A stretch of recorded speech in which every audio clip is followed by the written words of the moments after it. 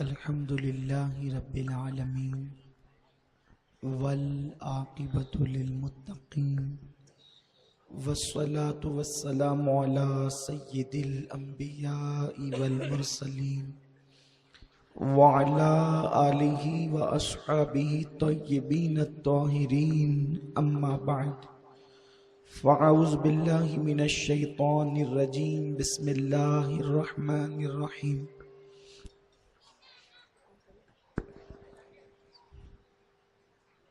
والضحى والليل إذا سجى ما ودعك ربك وما قلى وللآخرة خير لك من الأولى ولسوف يؤتيك ربك فترضى ألم يجدك يتيما فآوى ووجدك ضالا هدى صدق الله العظيم.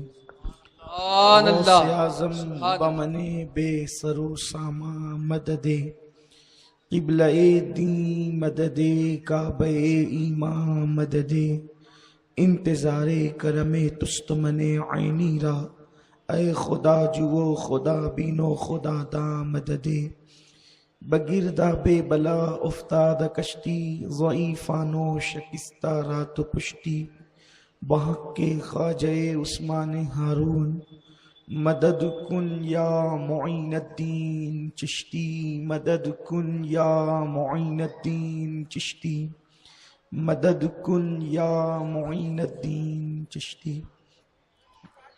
محترم مکرم علماء ذوی الاحترام حاضرین جشن میلاد مصطفیٰ صلی اللہ علیہ وسلم، عزت ماں پردہ نشین میری ماں اور بہنوں، السلام علیکم ورحمۃ اللہ وبرکاتہ. آئیے ہم اور آپ مل کر انتہائی عقیدت و محبت کے ساتھ اپنے اور ساری کائنات کے مرکز عقیدت انیس بے کساں چارہ ساز درد منداں ہم غریبوں کے غم گسار مصطفیٰ جان رحمت سید المعصومین شفیع المذنبین رحمت للعالمین طٰہٰ و یاسین دانائے سبل مولائے کل ختم الرسل حضور احمد مجتبی محمد مصطفیٰ ارواحنا فدا صلی اللہ علیہ وآلہ وسلم کی بارگاہ بے کس پناہ میں جس طریقے سے میں پڑھاؤں آپ بھی میرے ساتھ مل کر بآواز بلند پڑھیں. الصلاۃ والسلام علیک یا رسول اللہ، الصلاۃ والسلام علیک یا رسول اللہ، الصلاۃ والسلام علیک یا نبی اللہ، الصلاۃ والسلام علیک یا نبی اللہ، الصلاۃ والسلام علیک یا حبیب اللہ وعلی آلک و اصحابک یا نور اللہ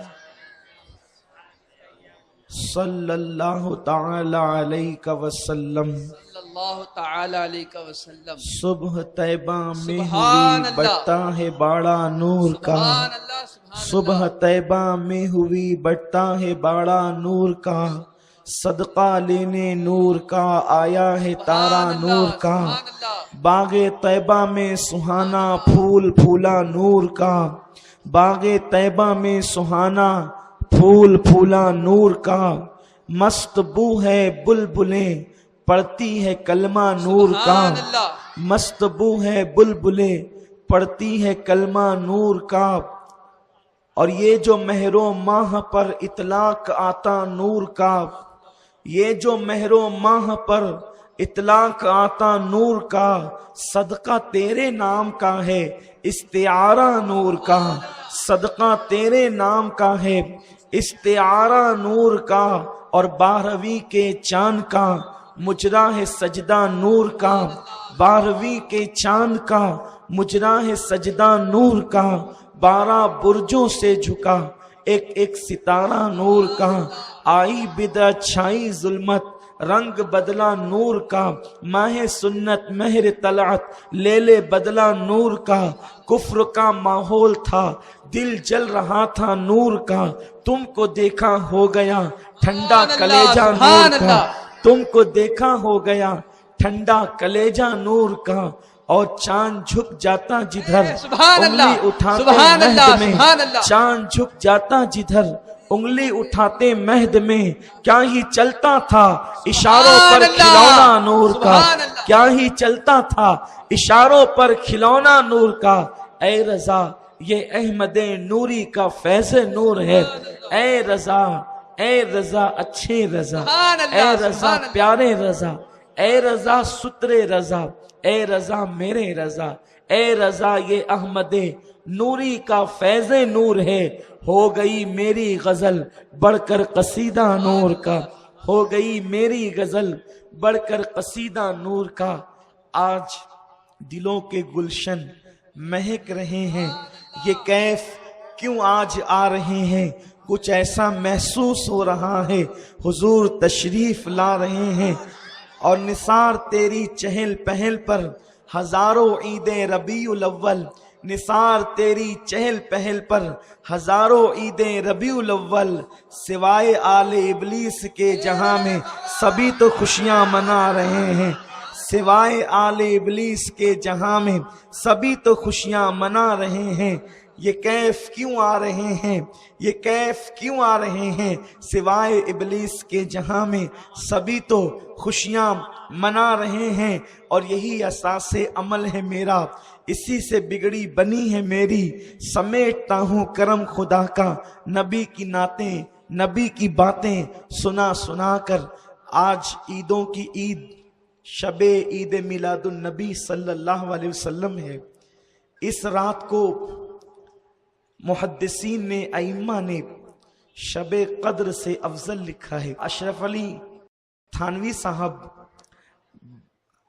अपनी किताब में भी इस बात को लिखते हैं कि शबे मिलादुन नबी शबे कद्र से अफजल है। और वो दलील ये देते हैं, जैसे कि इमाम अहमद इब्न हम्बल ने भी दी है और इमाम कस्तलानी और दीगर बुजुर्गों ने भी दी है, कि शबे मिलाद में साहिबे कुरान तशरीफ लाए और शबे कद्र में कुरान की आमद हुई और अब फरिश्ते आते हैं। लेकिन शबे मिलाद में महबूब किबरिया हबीब परवरदिगार तशरीफ लाए, इसलिए ये रात सारी रातों से अफजल है और इस रात को मुरादें पूरी होती है। मेरे प्यारे आका सल्लल्लाहु अलैहि वसल्लम के प्यारे दीवानों, कल गोल्डन नगर में हमने आका अलैहिस्सलाम के मासूम बचपन पर कुछ देर गुफ्तगू की थी और हम वो सिलसिला फिर शुरू करते हैं।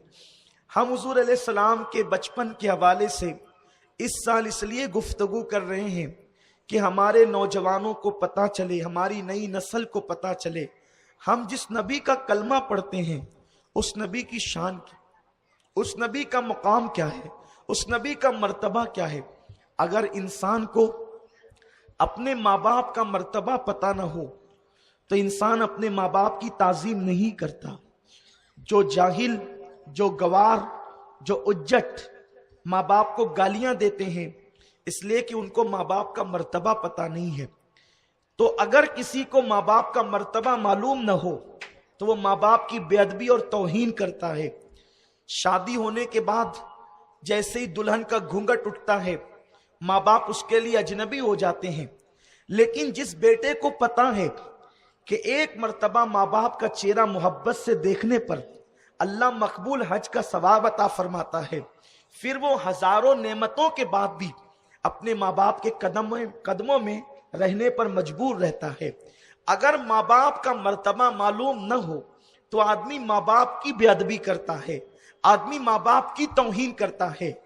जो लोग आज अल्लाह के नबी की बेअदबी और तौहीन करते हैं उन लोगों को रसूल का मर्तबा नहीं मालूम, उन लोगों को आका की अजमत नहीं मालूम, उन लोगों को आका की बुजुर्गी नहीं मालूम, इसलिए वो मेरे सरकार की शान में बेअदबियां करते हैं। हम ये चाहते हैं कि अपनी नई नस्ल को आका का मर्तबा बताएं, وہ مرتبہ جو قرآن میں ہے، وہ مرتبہ جو حدیث میں ہے، وہ مرتبہ جو صحابہ نے بیان کیا، وہ مرتبہ جو بزرگوں نے محدثین نے بیان کیا، تاکہ تم کو پتا چلے، تاکہ تم اپنے آقا کی بارگاہ میں زبان کھولنے سے پہلے سوچو۔ میرے پیارے آقا علیہ السلام کے پیارے دیوانوں، کل بھی میں نے بڑی لمبی تمہید میں یہ عرض کیا تھا اور آج بھی عرض کرتا ہوں، لوگوں آج جو بہت بڑے بڑے لوگ ہیں ان کے بچپنے کو بیان کرنے میں شرم آتی ہے۔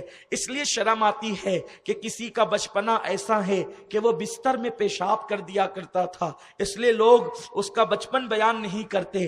لیکن اللہ اکبر، اپنے نبی کا بچپن اتنا حسین ہے کہ اپنے نبی کا بچپن ہم بیان کرتے ہیں تو لوگوں کی عظمتی اور بزرگی میرے نبی کے قدموں میں نظر آتی ہے، اور لوگ یہ کہنے پہ مجبور ہو جاتے ہیں سب سے اولا وہ آلہ ہمارا نبی، سب سے بالا وہ آلہ ہمارا نبی، اپنے مولا کا پیارا ہمارا نبی، دونوں عالم کا دولہا ہمارا نبی۔ اپنی گفتگو کا آغاز کرنے سے پہلے میں تمہیں یہ بتانا چاہتا ہوں، آج اس وقت ہمارے شہر مالیگاؤں میں گلی گلی کوچے کوچے سجے ہوئے، دیوانگان رسول کل صبح کا انتظار کر رہے ہیں، اور جس رات کا انتظار تھا دعا کی قبولیتوں کی رات آ گئی، دعا کی مقبولیتوں کی رات آ گئی، بھیک ملنے کی رات آ گئی، خیرات ملنے کی رات آ گئی، شب قدر سے افضل رات آ گئی، محبوب کی آمد کی رات آ گئی، میلاد النبی کی رات آ گئی، حبیب کردگار کی رات آ گئی، نور الہی کے نزول کی رات آ گئی،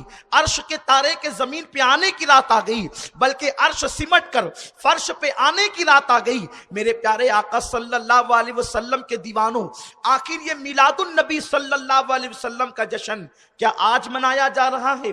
کیا 1400 سال کے بعد منایا جا رہا ہے؟ کیا رسول اللہ نے نہیں منایا؟ کیا صحابہ نے نہیں منایا؟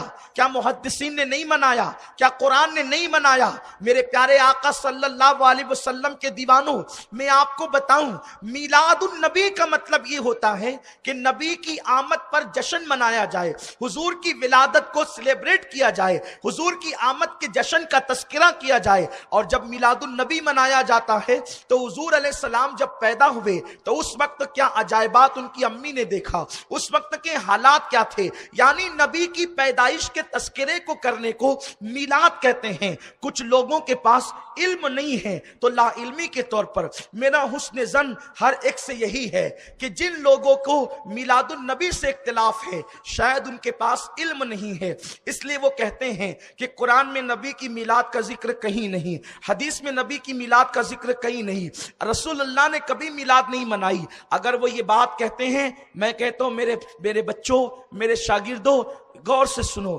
توجہ سے سنو، بیٹھو، علم حاصل کرو۔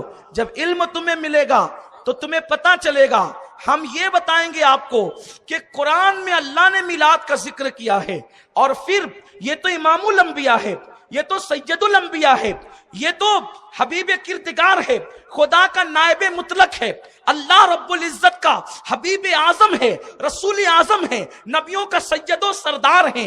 ہاں یہ وہ رسول ہیں کہ جس کی غلامی کرنے کے لیے عرش سے جبریل فرش پہ آتا ہے، بے لقائی یار ان کو چین آ جاتا اگر بار بار آتے نہ یوں، جبریل سدرہ چھوڑ کر، جبریل جس کے تلووں پر اپنی پیشانی ملتا ہے وہ میرا اور آپ کا نبی ہے، وہ ہمارے آقا و مولا ہے۔ لیکن آپ اٹھا کر کے قرآن دیکھیں، اللہ نے قرآن مقدس میں صرف اپنے نبی کا میلاد بیان نہیں کیا بلکہ حضرت موسیٰ کا میلاد بھی بیان فرمایا۔ اتنی تفصیل سے اللہ نے حضرت موسیٰ کا میلاد بیان کیا ہے۔ ہم قرآن مقدس میں پڑھتے ہیں حضرت ابراہیم علیہ السلام کا میلاد بیان کیا ہے۔ کون کہتا ہے کہ میلاد کا تذکرہ کسی کتاب میں نہیں؟ ہم اللہ کی کتاب میں بتا رہے ہیں۔ یارو، میرے آقا علیہ السلام نے فرمایا تھا کہ قرآن کچھ لوگ پڑھیں گے لیکن حلق کے نیچے نہیں اترے گا۔ جن کے حلق کے نیچے اترا قرآن ان کے دل میں آیا۔ قرآن پڑھنا الگ ہے، قرآن سمجھنا الگ ہے۔ جب کوئی قرآن سمجھے گا تو پتا چلے گا قرآن میں ہے کیا۔ اللہ تبارک و تعالیٰ نے حضرت ابراہیم کا میلاد بیان کیا اور ہم اس کو تراویح میں ہر سال پڑھتے ہیں۔ لوگ کہتے ہیں چلیے جی ٹھیک ہے، ایک مرتبہ میلاد پڑھ دیا، یہ ہر سال کیوں پڑھ رہے ہو، یہ بار بار کیوں پڑھ رہے ہو؟ ہم کہتے ہیں محراب میں ملا جی آپ ہر سال رمضان شریف میں میلاد ابراہیم پڑھ رہے ہیں، میلاد موسیٰ پڑھ رہے ہیں، میلاد عیسیٰ پڑھ رہے ہیں، نبیوں کا تو پڑھا، غیر نبیوں کا میلاد بھی پڑھ رہے ہیں، جناب مریم کا میلاد پڑھ رہے ہیں، بلکہ اللہ نے تو اتنی تفصیل سے میلاد ان لوگوں کا بیان کیا کہ منت سے مریم پیدا ہوئی، یہ بھی اللہ نے بیان کیا، یعنی بچے منت سے بھی پیدا ہو سکتے ہیں، منت کی بنیاد پہ بھی پیدا ہوتے ہیں۔ کیا آپ نے نہیں سنا اللہ اکبر کہ اللہ تبارک و تعالیٰ کی ایک بندی نظر مانتی ہے اللہ تو مجھے اولاد عطا کرے گا تو میں اسے بیت المقدس کی مجاوری کے لیے وقف کر دوں گی۔ اللہ اکبر، پتہ چلا بیت المقدس کی مجاوری کے لیے، اور اللہ سے انہوں نے مانگا تھا اولاد، اللہ نے دیا بیٹی، اور بیٹی کو انہوں نے وقف کر دیا مجاوری کے لیے۔ یہ مجاوری کیا چیز ہے؟ یہ مجاوری کسے کہتے ہیں؟ اور پھر بیت المقدس کی مجاوری کے لیے، بیت المقدس میں کیا ہے؟ وہاں پر آج کی تاریخ میں 400 انبیاء کرام کے مزارات ہیں، کچھ ظاہر ہیں اور کچھ جو ہیں حالات زمانہ کی وجہ سے جو ہے وہ اللہ اکبر ان کے نشانات نظر نہیں آتے۔ اللہ اکبر، حضرت مریم کی ماں نے، حضرت عمران کی بیوی نے اللہ سے اولاد مانگی کہ مولا اگر تو مجھے اولاد دے تو میں ان مزارات کی مجاوری کے لیے اس کو وقف کر دوں گی۔ اب آپ مجھے بتائیں، اور اللہ اس کا ذکر قرآن میں کر رہا ہے کہ جب اس عورت نے منت مانی مجاوری کے لیے، وقف کرنے کے لیے، تو ہم نے اسے اولاد بھی عطا کی، اور مریم اس عورت کا نام ہے جو مجاوری کرتی تھی نبیوں کے مزارات پر۔ مجاوری کو لوگ مزار کا بھی مذاق اڑاتے ہیں اور مجاوری کا بھی مذاق اڑاتے ہیں، اور قرآن مزار کا بھی ذکر کر رہا ہے اور مجاوری کا تذکرہ بھی کر رہا ہے۔ اس پر مجھے جانا نہیں، میرا یہ عنوان ہی نہیں، میں صرف یہ بتانا چاہتا ہوں کہ آج کل ہمیں دھوکہ دیا جاتا ہے۔ دیکھو میرے بھائیوں، ہر ایک کو تقریر کرنے کا حق نہیں، ہر ایک کو درس دینے کا حق نہیں، ہر آدمی نہ معلم ہے نہ مقرر ہے، نہ ہر آدمی تدریس کا کام انجام دے سکتا ہے۔ جس کے پاس علم ہے اور جس کے پاس جتنا علم ہے بس وہ اتنی بات کرے، اس سے زیادہ کوئی گفتگو نہ کرے، کیونکہ یہ حرام ہے، اپنی رائے سے بات کرنا یہ حرام ہے۔ یا تو قرآن کی زبان میں بات کرو یا تو حدیث کی زبان میں بات کرو۔ جب قرآن حدیث کی زبان میں آپ بات کرو گے تو کس میں کیا لکھا ہے یہ آپ کو بتانا بھی پڑے گا۔ اب میں نے آپ کو بتا دیا، اب جب ہم حضرت ابراہیم کا میلاد پڑھ سکتے ہیں اور پڑھتے ہیں رمضان شریف میں، جب حضرت مریم کا میلاد پڑھ سکتے ہیں، جب حضرت موسیٰ کا میلاد پڑھ سکتے ہیں، تو آپ بتائیں آخر میرے رسول نے کیا قصور کر دیا ہے؟ مسلمانوں مجھے بتاؤ، میرے نبی نے آخر کس کا بگاڑا کیا ہے کہ جب اور نبیوں کا میلاد پڑھا جا رہا ہے تو مصطفیٰ جان رحمت کا میلاد کیوں نہیں پڑھا جائے گا؟ حضور علیہ السلام کا میلاد کیوں نہیں پڑھا جائے گا؟ اس کے بعد یہ کہا جاتا ہے کیا نمازیں کم ہے ثواب کے لیے؟ کیا روزے کم ہے ثواب کے لیے؟ جو تم نبی کی آمد کے جشن مناتے ہو، محمد ڈے مناتے ہو، نبی کا دن مناتے ہو، ہم نے کبھی میلاد النبی کو محمد ڈے تو نہیں کہا، اس لیے کہ ہم میلاد النبی کہتے ہیں۔ لیکن اگر بات ہے نبی کا دن منانے کی تو آئیے سیاستہ اٹھا کر کے دیکھ لیں، جب میرے سرکار ہجرت کر کے مدینہ منورہ گئے تو اللہ کے حبیب صلی اللہ علیہ وسلم نے دیکھا کہ یہودی روزہ رکھتے ہیں اور وہ موسیٰ ڈے مناتے ہیں، یعنی حضرت موسیٰ علیہ السلام کا دن مناتے ہیں۔ آقا نے پوچھا یہ 10 تاریخ کو ہر سال، 10 تاریخ کو محرم کی ہر سال یہ یہودی روزہ کیوں رکھتے ہیں؟ انہوں نے صحابہ نے عرض کیا آقا یہ حضرت موسیٰ کا دن مناتے ہیں، اس لیے کہ جناب موسیٰ علیہ السلام اس دن جو ہے وہ دریا پار ہوئے اور فرعون اور فرعونی اس کے ساتھ غرق ہو گئے دریا کے اندر، اس خوشی کے اندر یہ روزہ رکھتے ہیں، حضرت موسیٰ علیہ السلام کا دن مناتے ہیں۔ میرے سرکار نے فرمایا موسیٰ ہمارے پیغمبر ہے، توجہ فرمائے، حدیث کے الفاظ پہ سب کی توجہ، یہاں سے لے کے وہاں تک، پڑھے لکھوں سے لے کر ان پڑھ تک، سمجھداروں سے لے کے ناسمجھ تک، جوانوں سے لے کے بوڑھے بچوں تک، اہل منبر سے لے کر کھڑے رہنے والے، دور نزدیک سننے والے، سب کی توجہ چاہتا ہوں۔ جس وقت یہودیوں کے بارے میں آقا نے پوچھا یہ روزہ کیوں رکھتے ہیں عاشورہ کے دن ہر سال، صحابہ نے عرض کیا یا رسول اللہ یہ اس لیے رکھتے ہیں کہ جناب موسیٰ کو فرعونیوں سے نجات ملی، فرعون اور فرعونی ڈوب گئے، اس لیے یہ روزہ رکھتے ہیں۔ آقا نے فرمایا موسیٰ ہمارے پیغمبر ہے، موسیٰ ہمارے پیغمبر ہے، موسیٰ ہمارے پیغمبر ہے، اس لیے ہم زیادہ حقدار ہیں کہ ان کا دن منائے، لیکن ہم ان کی طرح نہیں منائیں گے۔ یہ نبی کی یاد میں ایک دن روزہ رکھتے ہیں، ہم 2 دن رکھ کر کے حضرت موسیٰ کا یوم منائیں گے، اور ہر سال منایا جا رہا ہے اور منا رہے ہیں۔ کیوں منا رہے ہیں؟ اس لیے کہ موسیٰ ہمارے پیغمبر ہے، تو جو جس کا پیغمبر ہوتا ہے وہ اس کا دن مناتا ہے۔ اب بتاؤ سنیو، تم نبی کا دن منا رہے ہو، محمد ہمارے پیغمبر۔ اللہ، نعرہ تکبیر، نعرہ رسالت، جشن عید میلاد النبی، آمد مصطفیٰ۔ سبحان اللہ، سبحان اللہ۔ جو جس کا ہوتا ہے وہ اسی کا دن مناتا ہے۔ آقا نے فرمایا موسیٰ ہمارے پیغمبر ہے، اس لیے ہم ان کا دن منائیں گے۔ موسیٰ علیہ السلام کو نجات ایک مرتبہ ملی ہے، نجات ایک مرتبہ ملی ہے فرعونیوں سے، اور ہر سال صحابہ نے ان کا دن منایا۔ ارے جب دن موسیٰ کا منایا جا سکتا ہے تو کیا اپنے نبی جن کا کلمہ پڑھتے ہیں ان کا دن نہیں منایا جا سکتا؟ اور اس دن کو تو صحابہ نے بھی منایا، رسول اللہ نے ہی منایا۔ کوئی کیسے کہتا ہے کہ نبی نے نہیں منایا؟ اٹھا کے دیکھو مسلم شریف، یہ حدیث صحیح مسلم میں موجود ہے، اور یہ حدیث صحیح مسلم میں نہیں تو میں صحیح مسلم نہیں، یہ حدیث صحیح مسلم میں نہیں تو میں صحیح مسلم نہیں۔ صحیح مسلم میں حدیث پاک موجود ہے، اللہ کے رسول صلی اللہ علیہ وسلم ہر پیر کو روزہ رکھتے تھے۔ ارے سنیو، ہم تو اتنے غافل لوگ ہیں کہ سال میں ایک ہی مرتبہ مناتے ہیں، لیکن رسول اللہ ہر پیر کو روزہ رکھتے تھے۔ صحابہ نے عرض کی آقا، صحابہ پر اللہ رحمتوں کی برسات فرمائے، کرم کی برسات فرمائے۔ عرض کی یا رسول اللہ، آپ پیر کو روزہ کیوں رکھتے ہیں جبکہ جمعہ کا دن سارے دنوں کا سردار ہے، سید الایام ہے جمعہ کا دن، لیکن پیر کا روزہ آپ کیوں رکھتے ہیں؟ آقا ارشاد فرماتے ہیں پیر کا دن میری پیدائش کا دن ہے۔ نبی پاک سال میں 52 مرتبہ اپنی پیدائش کا دن مناتے تھے۔ ہم تو غافل لوگ ایک ہی دن مناتے، لیکن کسی کے ذہن میں یہ خیال پیدا ہو سکتا ہے۔ میں کچھ جواب دے کر کے آگے بڑھنا چاہتا ہوں تاکہ میرے نوجوانوں کا ذہن کھلے، اور ہمیں آقا کا جشن منانا ہے، دھوم دھام سے منانا ہے، ہر سال منانا ہے، تاکہ تاریخ ولادت کو نہ بھولے نسلیں۔ جشن میلاد نبی یوں ہی مناتے رہیے۔ میرے آقا علیہ السلام کے دیوانوں، حضور نے روزہ رکھا، توجہ، حضور نے روزہ رکھا، ٹھیک ہے آپ بھی رکھ لیں روزہ آپ بھی رکھ لیں، آپ بھی روزہ رکھ کے میں جھنڈے کی کیا ضرورت ہے، لائٹنگ کی کیا ضرورت ہے، جلسے کی کیا ضرورت ہے؟ کہتے یہی تو بات ہے، جیسا رسول نے کیا ویسا آپ بھی کریں۔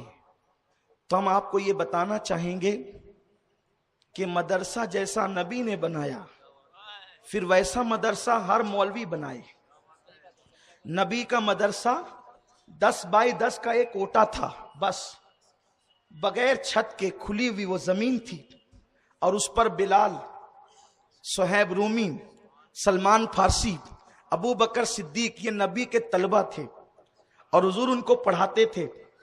اور رسول اللہ کے مدرسے کا کوئی چندہ نہیں ہوتا تھا، نہ رمضان میں ہوتا تھا، نہ شعبان میں ہوتا تھا، نہ بقرعید پہ کوئی چمڑا وصول ہوتا تھا، یہ سب کچھ نہیں ہوتا تھا۔ نبی نے مدرسہ پڑھایا، کوئی کھانے کا انتظام نہیں تھا، نہ کوئی اے سی، نہ کوئی دیوار، نہ کوئی چھت، بالکل سادگی کے ساتھ۔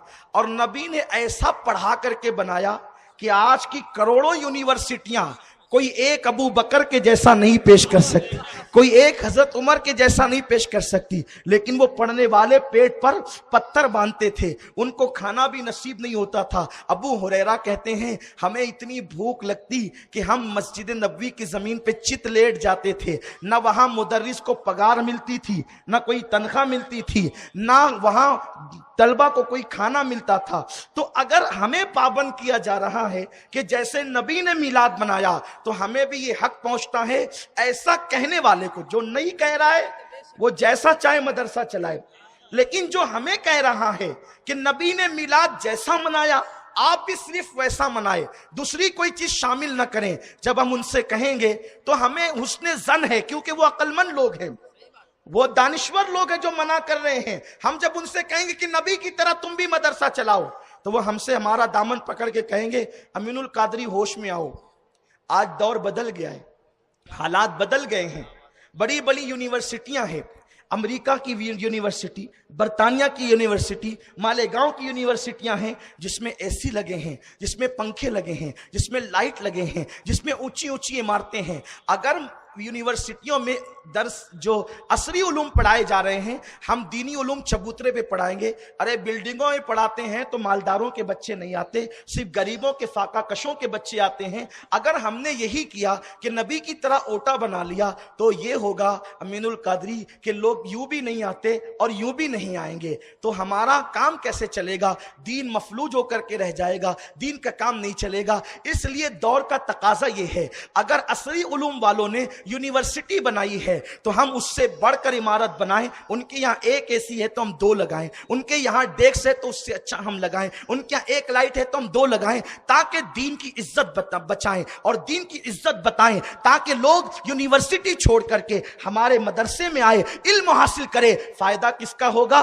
دین کا ہوگا۔ ہم کہتے ہیں یہی جواب پھر اپنا بھی سن لیجئے کہ نادان، اگر تو اصحاب صفا کی طرح، صفا کے چبوترے کی، صحابہ کے اس چبوترے کی طرح، صفا کی طرح تو مدرسہ نہیں بناتا اور یہ کہتا ہے کہ دور کا تقاضا یہ ہے اگر آج دین بچانا ہے تو ان سے بہتر ہمیں بنانا ہوگا۔ ہم تو یہی کہتے ہیں، رسول اللہ نے روزہ رکھ کر کے بنایا، اپنا دن منایا، لیکن آج دور بدل چکا ہے۔ اگر ہم صرف روزہ رکھ لیں گے تو کسی کو پتا نہیں چلے گا۔ ہم بتانا چاہتے ہیں اگر فلاں کے وزیر کا دن اس شان سے منایا جاتا ہے تو اس سے زیادہ دور کے تقاضے کے مطابق اس سے شان سے ہم منائیں گے، تاکہ لوگوں کو پتا چلے اس سے زیادہ شان والا میرا پیغمبر ہے۔ اگر عیسیٰ علیہ السلام کے ماننے والے دسمبر کو دھوم دھام کرتے ہیں، ہم اس سے زیادہ کر کے بتائیں گے کہ عیسیٰ تو وہ ہے جن کی رسائی چوتھے آسمان تک ہے، بنا آسماں منزل ابن مریم گئے لامکہ تاجدار مدینہ، جو چوتھے آسمان پہ رکے اگر اس کی دھوم دھام ہوگی تو لامکہ جانے والے کی اس سے زیادہ دھوم دھام ہوگی۔ سبحان اللہ، نعرہ رسالت، نعرہ رسالت۔ دور کے تقاضے ہوتے ہیں۔ حضور علیہ السلام کے دور کے بعد صدیق اکبر کا دور آیا۔ صدیق اکبر نے 100 اونٹ ذبح کر کے نبی کی میلاد پر مدینے والوں کی دعوت کی۔ یہ روایتیں نہیں ہیں، یہ روایتیں نہیں ہیں، اسی سے تو نیاز کا ثبوت بھی ملتا ہے۔ ابو بکر صدیق نیاز کر رہے ہیں، ابو بکر صدیق رسول کا میلاد منا رہے ہیں، لیکن افسوس آج یہ باتیں چھڑ رہی ہے کہ میلاد حضور نے نہیں منائی، حدیثیں سنائی جاتی پھر بھی نہیں۔ بخاری شریف میں تو کتاب النکاح میں وہ کتنی مشہور روایت ہے، کتنی مشہور روایت۔ نماز اگر کافر پڑھے تو اسے ثواب نہیں ملتا، ہے نا؟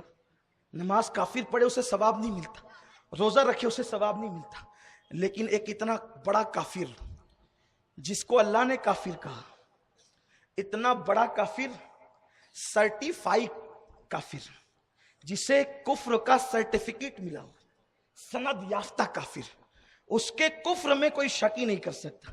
جو لوگ کہتے ہیں کافر کو کافر نہ کہو، وہ بھی اس کو کافر کہتے ہیں۔ اس کا نام ہے ابو لہب۔ ابو لہب جب وہ مر گیا، نبی دشمنی میں مر گیا، مرنے کے بعد حضرت عباس نے اس کو خواب میں دیکھا۔ یہ حدیث کس نے لکھی؟ امام بخاری نے، اصح الکتب بعد کتاب اللہ، قرآن کے بعد سب سے صحیح کتاب بخاری شریف۔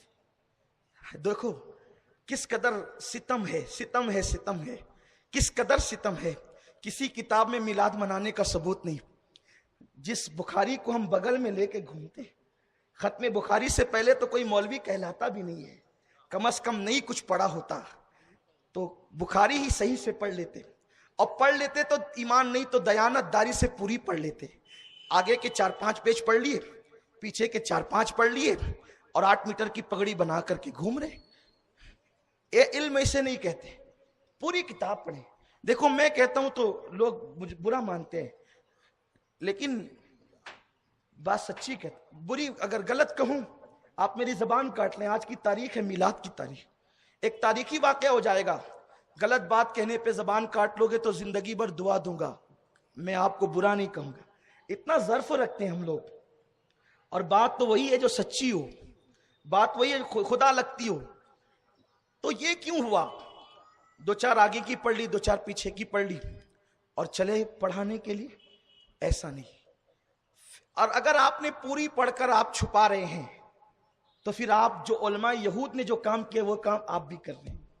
पढ़ के छुपा रहे हो तो यहूदियों की तरह यहूदियों के नक्शे कदम पे चल रहे हो, बगैर पढ़े बोल रहे हो तो अबू जहल के नक्शे कदम पे चल रहे हो। जहालत की वजह से न इधर न इधर, आओ सिराते मुस्तकीम पर। इस उम्मत को मत लड़ाओ, ये उम्मत लड़ने के लिए नहीं है। इस उम्मत को ग्रुप में तकसीम मत करो। ये उम्मत को कब तक बांटते रहोगे? सिर्फ अपने पेट के लिए? क्यों बांटते हो उम्मत को? सच सच बता दो जो कुरान में लिखा है, सच सच बता दो जो हदीस में लिखा है। क्यों हर मिलाद पे झगड़ा, हर 11वीं पे झगड़ा, हर रबीउल अव्वल पे झगड़ा? क्यों झगड़ा लगाते हो? खत्म करो झगड़े, कुरान और सुन्नत पे आओ, बुजुर्गों के नक्शे कदम पे आओ। इसलिए कि भाइयों मरना सबको है। अगर तुम उम्मत में फितना फैलाओगे अल्लाह को जवाब क्या दोगे? यहां तो कौम को लड़ा दोगे। ये भोले लोग हैं, लूम चलाने वाले, ठेला ढकेलने वाले। इन्हें क्या पता बुखारी में क्या है, इन्हें क्या पता कुरान में क्या है। जो कुरान की आयतें सही नहीं पढ़ सकते वो कुरान को कैसे समझ सकेंगे?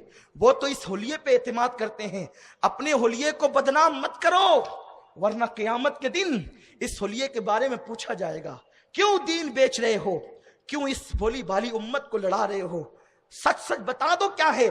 किताबुन निकाह बुखारी का वाला पढ़ रहा हूं मैंने, तो मुल्ला जीवन की किताब पढ़ दी, 100 ऊंट वाली, सही मुस्लिम पढ़ दी, अब बुखारी शरीफ, असऊल कुतुब बादा किताबिल्लाह। ये वो किताब है कुरान के बाद जिसे सब मर्तबा देते हैं।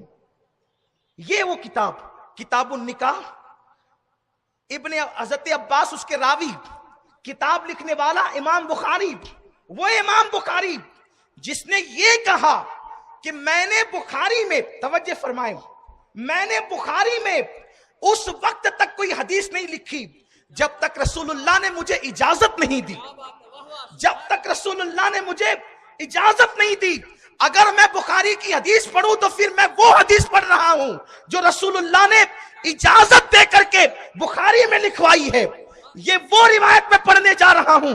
अल्लाह अकबर। इससे पता चला कि इमाम बुखारी नबी को देखते भी थे और नबी को जिंदा भी मानते थे, इसलिए कि बुखारी हुजूर के पर्दा फरमाने के 300 साल के बाद लिखी गई है, तो नबी 300 साल के बाद भी जिंदा है और इतनी ताकत रखते हैं कि बुखारी में क्या लिखवाना चाहिए और क्या नहीं लिखवाना चाहिए ये इमाम बुखारी का अकीदा है।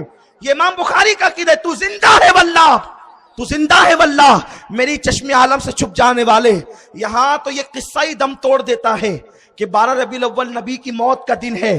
अरे जब बुखारी जिंदा मानता है, जब बुखारी जिंदा मानता है तो बुखारी पढ़ने वालों तुम क्यों जिंदा नहीं मानते? और अगर एक मुर्दा को कोई जिंदा मान रहा है तो वो झूठा है, उसकी किताब सच्ची कैसे हो सकती है? जिसकी किताब पे एतमाद कर रहे हो उसकी बात पर तो एतमाद करो। बहुत साफ सीधी बात है मेरे जवानों, तुम्हारे साथ जुल्म हो। अगर तुम होटलों पर बैठकर नबी के इल्म पर बहस कर रहे हो तो तुम कम कसूरवार हो, जिन्होंने तुम्हें गलत पढ़ाया है वो ज्यादा कसूरवार है। और याद रखो, किनारे से कभी तूफान का अंदाजा नहीं होता। तुम्हें एक डरा दिया गया है। अमीनुल कादरी के जलसे में न जाओ, वो लड़ाई की बात करता है। अगर हक बताने लड़ाई की बात है तो ये तमगा मुझे खुशी से कबूल है, ये तमगा मुझे खुशी से कबूल है। लेकिन अगर मेरी बातें सच्ची है, मैं वो बता रहा हूं जो बुजुर्गों की है, इस्लाम की, सुन्नियत की है, तो बताइए फिर ये क्यों है? गुमराह क्यों किया जा रहा है कौम के जवानों को? इमाम बुखारी हदीस लाए हैं किताबुन निकाह में, और हज़रत अब्बास हुजूर के चचा इसके रावी हैं। कहते हैं मैंने अबू लहब के मरने के बाद, हदीस का मफहूम पढ़ रहा हूं, मैंने अबू लहब के मरने के बाद उसको ख्वाब में देखा। अच्छा, इस हदीस को इमाम बुखारी ने लिखा, इमाम कस्तलानी ने लिखा, शेख अब्दुल हक मुहद्दिस दहलवी ने लिखा, शाह वलीउल्लाह ने लिखा, शाह अब्दुल अजीज ने लिखा, शाह अब्दुल रहीम ने इसको दलील बनाया मिलाद के लिए। बल्कि जितने पढ़े लिखे हैं सब ने इसे तस्लीम किया। पढ़े लिखे जितने हैं सब ने इसे हक माना। जो पढ़े लिखे नहीं है तो उनकी तो बात ही फिर कुछ नहीं है। اس لیے کہ پڑھے لکھے جو پڑھتا وہی ہے تو جو پڑھا لکھا ہوتا ہے. جو ابو جہل کی برادری کا پھر اس سے کیا شکایت ہے. طوطے سے کہوں کہ آپ نے 2 جملے اردو کے بول دیے تو ذرا 2 اور کہہ دیں, اس لیے کہ ہمیں تو معلوم ہے طوطے کی اوقات کیا ہے. اس نے تو 2 جملے کسی سے سن کے رکھ دیے ہیں, یہ تیسرا بول ہی نہیں سکتا. اس کی حیثیت طوطے کی کیا ہے؟ انسان کی بولی اگر طوطا بولے تو وہ انسان نہیں ہوتا, پوپٹ ہوتا ہے. انسان ہوتا ہے. اس لیے طوطے سے شکایت کیا کہ تجھے تیسرا جملہ نہیں پتا. ہمیں تو پتا اس کی اوقات ہی کیا ہے. لیکن جتنے پڑھے لکھے ہیں سب نے اس حدیث کو مانا, کیونکہ بہت پڑھے لکھے نے اسے اپنی کتاب میں لکھا. اور کس نے لکھا؟ جس کی کتاب کو نبی نے اپنی کتاب کہا. سرکار نے بخاری کو اپنی کتاب کہا ہے نا, یہ رسول اللہ نے جسے اپنی کتاب کا اس کتاب میں ہے. میں درس بخاری دینے نہیں بیٹھا, کبھی موقع ملے گا تو بخاری پر بھی کبھی گفتگو ہوگی. لیکن بات اتنی کہنے چلا ہوں کہ جناب عباس کہتے ہیں میں نے ابو لہب کی موت کے بعد اسے خواب میں دیکھا. چونکہ یہ دونوں بھائی ہیں, یہ مقدر ہے. ایک بھائی پکا مومن جس کے ایمان پر رسول اللہ نے مہر لگائی ہے. بلکہ بدر میں بھی آئے تھے ان کی طرف سے, کفار کی طرف سے. حضور نے فرمایا عباس کو دیکھنا نا, قتل نہیں کرنا, کیونکہ وہ آئے نہیں ہیں, مجبور کر کے لائے گئے ہیں. یا رسول اللہ آپ تو مدینے میں ہیں اور مکے میں انہیں مجبور کیا جا رہا ہے, یہ آپ کو کیسے پتا؟ یہ آپ کو کیسے پتا؟ پتا چلا نبی سب کے حال جانتے ہیں. نبی سب کے حال جانتے ہیں.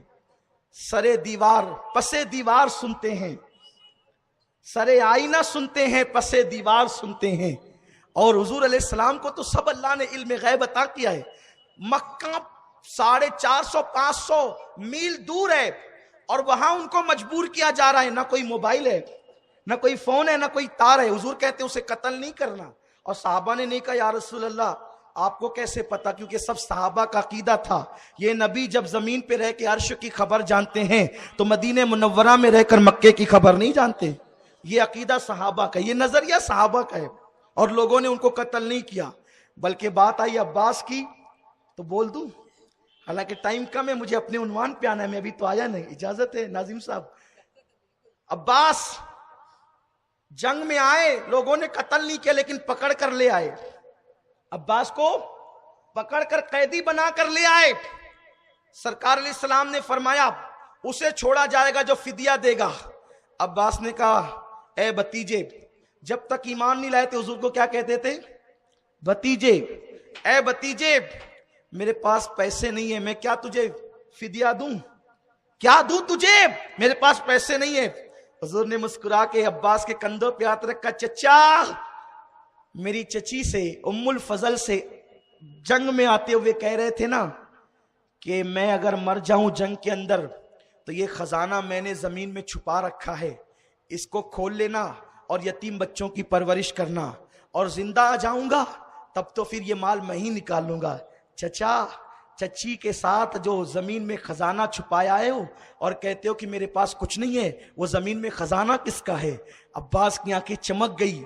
یہ راز تو میں اور میری بیوی صرف 2 ہی جانتے ہیں, آپ مدینے میں رہ کر کے وہاں کی خبر جانتے ہیں. میں گواہی دیتا ہوں لا الہ الا اللہ محمد الرسول اللہ. حضور نے غیب کی خبر دی تبھی تو عباس مسلمان. اب وہی عباس کہتے ہیں میں نے ابو لہب کو خواب میں دیکھا. پوچھا او ابو لہب کیسا ہے تو, تیرا حال کیا ہے؟ اس نے بتایا کہ نبی کی بڑی بے ادبی کرتا تھا, توہین کرتا تھا. ساری گنڈا گردی مکے میں جو مچائی تھی اس کی بڑی بری سزا مل رہی. دولت کی بنیاد پر, اقتدار کی بنیاد پر, خادم حرم ہونے کی بنیاد پر بہت میں نے پانی میں آگ لگائی نا, اس لیے اب اس کے مزے جہنم میں چکھائے جا رہے ہیں. بہت پٹائی ہوتی ہے, بڑی ٹھکائی ہوتی ہے, بڑی گھٹائی ہوتی ہے. مفہوم حدیث میں پیش کر رہا ہوں آپ کے سامنے. مجھے قطعاً کوئی شوق نہیں ہے کہ میں آپ کو ہنساؤں, ورنہ میں اپنی محفل میں ہنسنے ہنسانے کی بات بھی نہیں کرتا. لیکن دشمن احمد پہ شدت کیجئے, ملحدوں کی کیا مروت کیجئے. بہت اس نے جو کہنا تھا کہہ دیا, لیکن اس نے جو آگے بیان کیا اس نے کہا مگر جب پیر کا دن آتا ہے نا تو میرے عذاب کچھ کم ہو جاتا ہے, جمعے کو کم نہیں ہوتا, جمعے کو کم نہیں ہوتا. سید الایام اذا نودی للصلاة من یوم الجمعہ, جس کا نام لے کر کے اللہ نے قرآن میں ذکر کیا.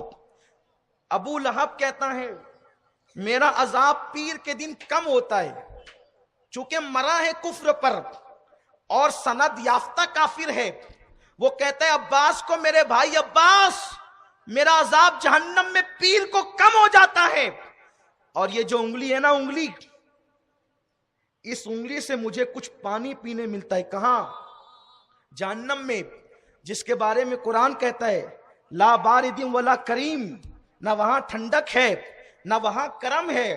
لیکن وہاں بھی ابو لہب کو پیر کے دن، صرف پیر کے دن، ماہ رمضان میں بھی نہیں، جمعہ کے دن بھی نہیں، شب برات میں بھی نہیں، شب قدر میں بھی نہیں، یہ دن ہو یا نہ ہو، لیکن جمعۃ المبارکہ تو تھا، ماہ رمضان کی عظمت تو تھی. وہ کہتا ہے صرف پیر کے دن مجھے اس انگلی سے پانی ملتا ہے اور عذاب کم ہوتا ہے.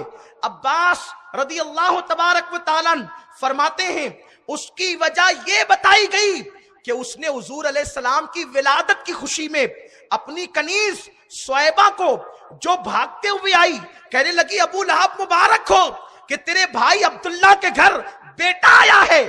اس نے حضور کو نبی سمجھ کر نہیں، ارے نبی سمجھ لیتا تو جہنم میں کیوں جاتا، اور اس کی مذمت میں قرآن کی آیتیں کیوں اترتی. نبی پاک کو اپنے بھائی کا بیٹا سمجھ کر، بھتیجا سمجھ کر کے، اور حضور کی آمد کے موقع پر خوشی کا اظہار کیا اور انگلی سے کہا صہیبہ تو نے میرے بھائی کے گھر بیٹے کی خوشی سنائی، جا جا میں نے تجھے آزاد کیا. یوں اشارہ کیا جا میں نے تجھے آزاد کیا. قربان جائیں ایک کافر نبی کو بھتیجا سمجھ کر اگر نبی کی میلاد کی خوشی میں ایک کنیز آزاد کر دے تو اللہ جہنم میں اس کا عذاب کم کرتا ہے اور اسے پانی پلا دیتا ہے. اگر امتی بھتیجا بھائی سمجھ کر نہیں، اپنے نبی کو محبوب خدا سمجھ کر اگر ان کا میلاد منائے تو سبحان اللہ اس کو کتنا انعام ملے گا.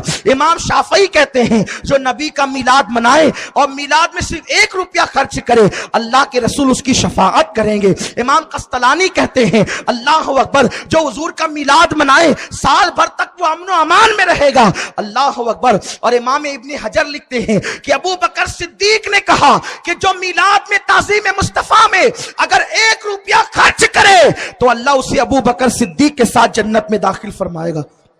لوگ کہنے لگے اچھا ابو بکر نے اتنی میں نیکیاں کی، اتنی محنت کی، میلاد میں 1 روپیہ کوئی خرچ کر دے ابو بکر صدیق کے ساتھ جنت میں، اتنی سستی کر دی تم نے جنت. میں نے کہا مہنگی کب تھی، مہنگی کب تھی، کتنی سستی سستی جنت دی ہے، خدا جسے چاہے دے دے. ارے ایک کسائی اگر اپنی ماں کو راضی کر لے، ایک کسائی وہ حضرت موسیٰ کے ساتھ جنت میں جائے. قصائی ماں کو خوش کر لے تو حضرت موسیٰ کے ساتھ جنت میں جائے. ایک بڑھیا جب حضرت یوسف علیہ السلام دنیا سے کچھ کرنے لگے فرمایا کہ جب میرا وصال ہو جائے تو مجھے دفن کرنا، لیکن جب بنی اسرائیل مصر چھوڑنے لگے تو میرا لاشا لے کر کے میرے آبائی وطن بیت المقدس جانا اور مجھے وہاں لے جا کے دفن کرنا. حضرت یوسف اور حضرت موسیٰ کے درمیان سینکڑوں سال کا فاصلہ. جب موسیٰ علیہ السلام قوم کو لے کر مصر چھوڑ کر جانے لگے تو پیچھے فرعون کا لشکر، آگے دریا، بیچ میں حضرت موسیٰ علیہ السلام. قوم گھبرا رہی ہے اب کیا ہوگا، اب کیا ہوگا، اب کیا ہوگا. حضرت موسیٰ کہتے ہیں ابھی جو کچھ ہوگا وہ ہوگا. مجھے تو میرے دادا حضرت یوسف کی وصیت یاد آتی ہے، یہ بتاؤ کہ میرے دادا یوسف کا مزار کہاں ہے، کیونکہ انہوں نے کہا تھا کہ جب مصر سے بنی اسرائیل جائیں گے تو میرا لاشا بھی لے کر جائیں گے. پتا چلا انبیاء کا بھی یہ عقیدہ ہے کہ نبی مر کر مٹی میں نہیں ملتا بلکہ نبی قبر کے اندر موجود رہتا ہے. اور حضرت یوسف کی قبر کہاں تھی؟ دریا کے اندر تھی. حضرت یوسف کی قبر دریا کے اندر. ایک بڑھیا نے کہا اے موسیٰ میں آپ کو حضرت یوسف کی قبر بتا دوں گی لیکن ایک شرط ہے. آپ نے کہا جلدی بتا، یہ قوم پریشان ہے. کہا کہ بتاؤں گی لیکن ایک شرط ہے. کیا؟ آپ کے ساتھ جنت میں جاؤں گی. اگر اپنے ساتھ جنت میں لے جاتے ہو تو ابھی قبر کا پتہ بتا دوں. آپ نے فرمایا بڑی بھی تو جنت میں جا، اتنا ہی تیرے لیے کافی ہے. میرے ساتھ، نبی کے ساتھ جنت میں. اور عمل کتنا چھوٹا، عمل کتنا چھوٹا. اشارہ کر کے قبر یوسف بتا دے. ارے قبر یوسف بتا دی اور موسیٰ علیہ السلام کے درجے میں جنت میں جائے. جہاں نبی وہاں وہ بے عمل بڑھیا. جہاں نبی، ارے نبی کے برابر تو اس کا عمل نہیں ہے نا. لیکن وہ کہتی ہیں کہ میں بتا دوں گی لیکن آپ کے ساتھ جنت میں. موسیٰ نے کہا جنتی ہو جائے اتنا کافی ہے، میرے ساتھ کی بات کیوں کرتی ہے. بلبلے سدرا آ گئے، بلبلے سدرا آ گئے. جبریل امین عرض کرتے ہیں اے اللہ کے کلیم، اللہ فرما رہا ہے اگر مانگ رہی ہے تجھ سے اپنے ساتھ جنت تو موسیٰ دے دینا. ارے اگر قبر یوسف بتا کر کوئی موسیٰ کے ساتھ جنت میں جا سکتا ہے اور میلاد منا کر اگر کوئی ابو بکر کے ساتھ جنت میں جائے تو اس میں حیرت کی بات کیا ہے، تعجب کی بات کیا ہے. اللہ جسے جو چاہے عطا کر دے. بات تو عمل کی ہے، بس اس کو جو عمل قبول ہو جائے. تو ابو لہب جو ہے وہ جہنم میں اس کا عذاب کم ہو گیا. لیکن اب یہاں جب یہ بات آئی تو لوگ کہتے ہیں کیا تم لوگ کافر ہو جو تم کافر کی حدیث لا رہے ہو. ہم کہتے ہیں ہم کافر نہیں ہیں، امام بخاری لائے ہیں نا. اور پھر کا میلاد کے لیے اتنا چھوٹا سا حوالہ. ہم تو کہہ رہے تھے کہ پہلے تو آپ کہتے تھے بخاری میں بتاؤ، جب بخاری میں بتا دیا تو اب بخاری بھی مشکوک ہو گئی. بخاری میں پوچھ رہے تھے، جب بخاری میں بتایا تو بخاری بھی مشکوک ہو گئی. کیوں ایسا کر رہے ہو؟ کیا ملے گا تمہیں نبی کی دشمنی سے؟ نبی اور مجھے بتاؤ یار، کسی کے برتھ ڈے پر اتنی سختی ہوتی ہے کہ مت مناؤ؟ یوم اقبال پر، یوم غالب پر، یوم میر پر، 15 اگست پر سب جشن مناتے ہیں، ہم بھی مناتے ہیں. کیا آزادی دلانے والوں سے زیادہ نبی کا حق نہیں؟ ہندوستان آزاد کرانے والوں سے زیادہ نبی کا حق نہیں؟ اس وقت آزادی کے شہیدوں پر لوگ سلام بھی پڑھتے ہیں. بینر پہ لکھا ہوتا ہے جن لوگوں نے ہندوستان کو آزاد کرایا ان کو پاکیزہ سلام. سلام ہی نہیں، پاکیزہ سلام. اور ہم نبی کی ولادت پہ پڑھیں، کیوں اختلاف کرتے ہو؟ قرآن میں موجود ہے، حدیث میں موجود ہے، پھر کیوں مسائل ہیں؟ قریب آؤ، ایک دوسرے کو سمجھو، حق کو قبول کرو، سچائی کو قبول کرو. ارے نبی کے اتنے احسانات ہیں. جو ہم نمازی ہیں نبی کے صدقے میں ہیں، جو روزہ رکھ رہے نبی کے صدقے میں ہیں، اللہ کا پتہ ملا نبی کے صدقے میں ہے. ورنہ تم کہاں ہوتے، ہم کہاں ہوتے، اپنی حیثیت کیا ہے؟ ارے خدا تو حدیث قدسی میں فرما چکا کہ اللہ اکبر. رب فرماتا ہے لولا کلاما خلقت الدنیا، حبیب اگر تجھے نہ پیدا کرنا ہوتا تو میں کائنات کو پیدا نہ کرتا. میرے بھائیو، نبی کے نام پر لڑنے کی بات تو نہ تھی. نبی کا نام ہی ایک نام تھا جس پر سب متحد ہو سکتے تھے، لیکن نبی کو بھی مشکوک کر دیا گیا. بات کہتے ہیں یہ تو خواب کی بات ہے. ہم کہتے ہیں بات خواب کی ہے لیکن بیان تو صحابی کر رہا ہے. عباس نے تو خواب میں بیان نہیں کیا، عباس نے تو بیداری میں بیان کیا. اور اگر کوئی صحابی کسی خواب کو بیان کر دے اور وہ اس کی تصدیق کر دے تو وہ خواب بھی حدیث کہلاتا ہے. تبھی تو امام بخاری نے لکھا ہے.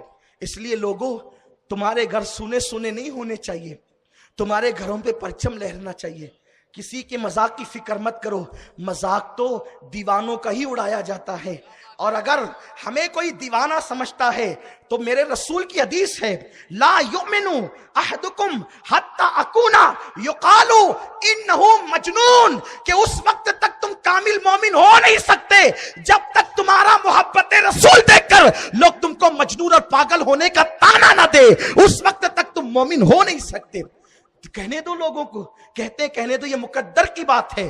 کوئی مدرسے کا سالانہ جلسہ کرے، کوئی نبی کا سالانہ میلاد منائے، یہ مقدر کی بات ہے. کوئی یوم اقبال منائے، کوئی یوم مصطفیٰ منائے.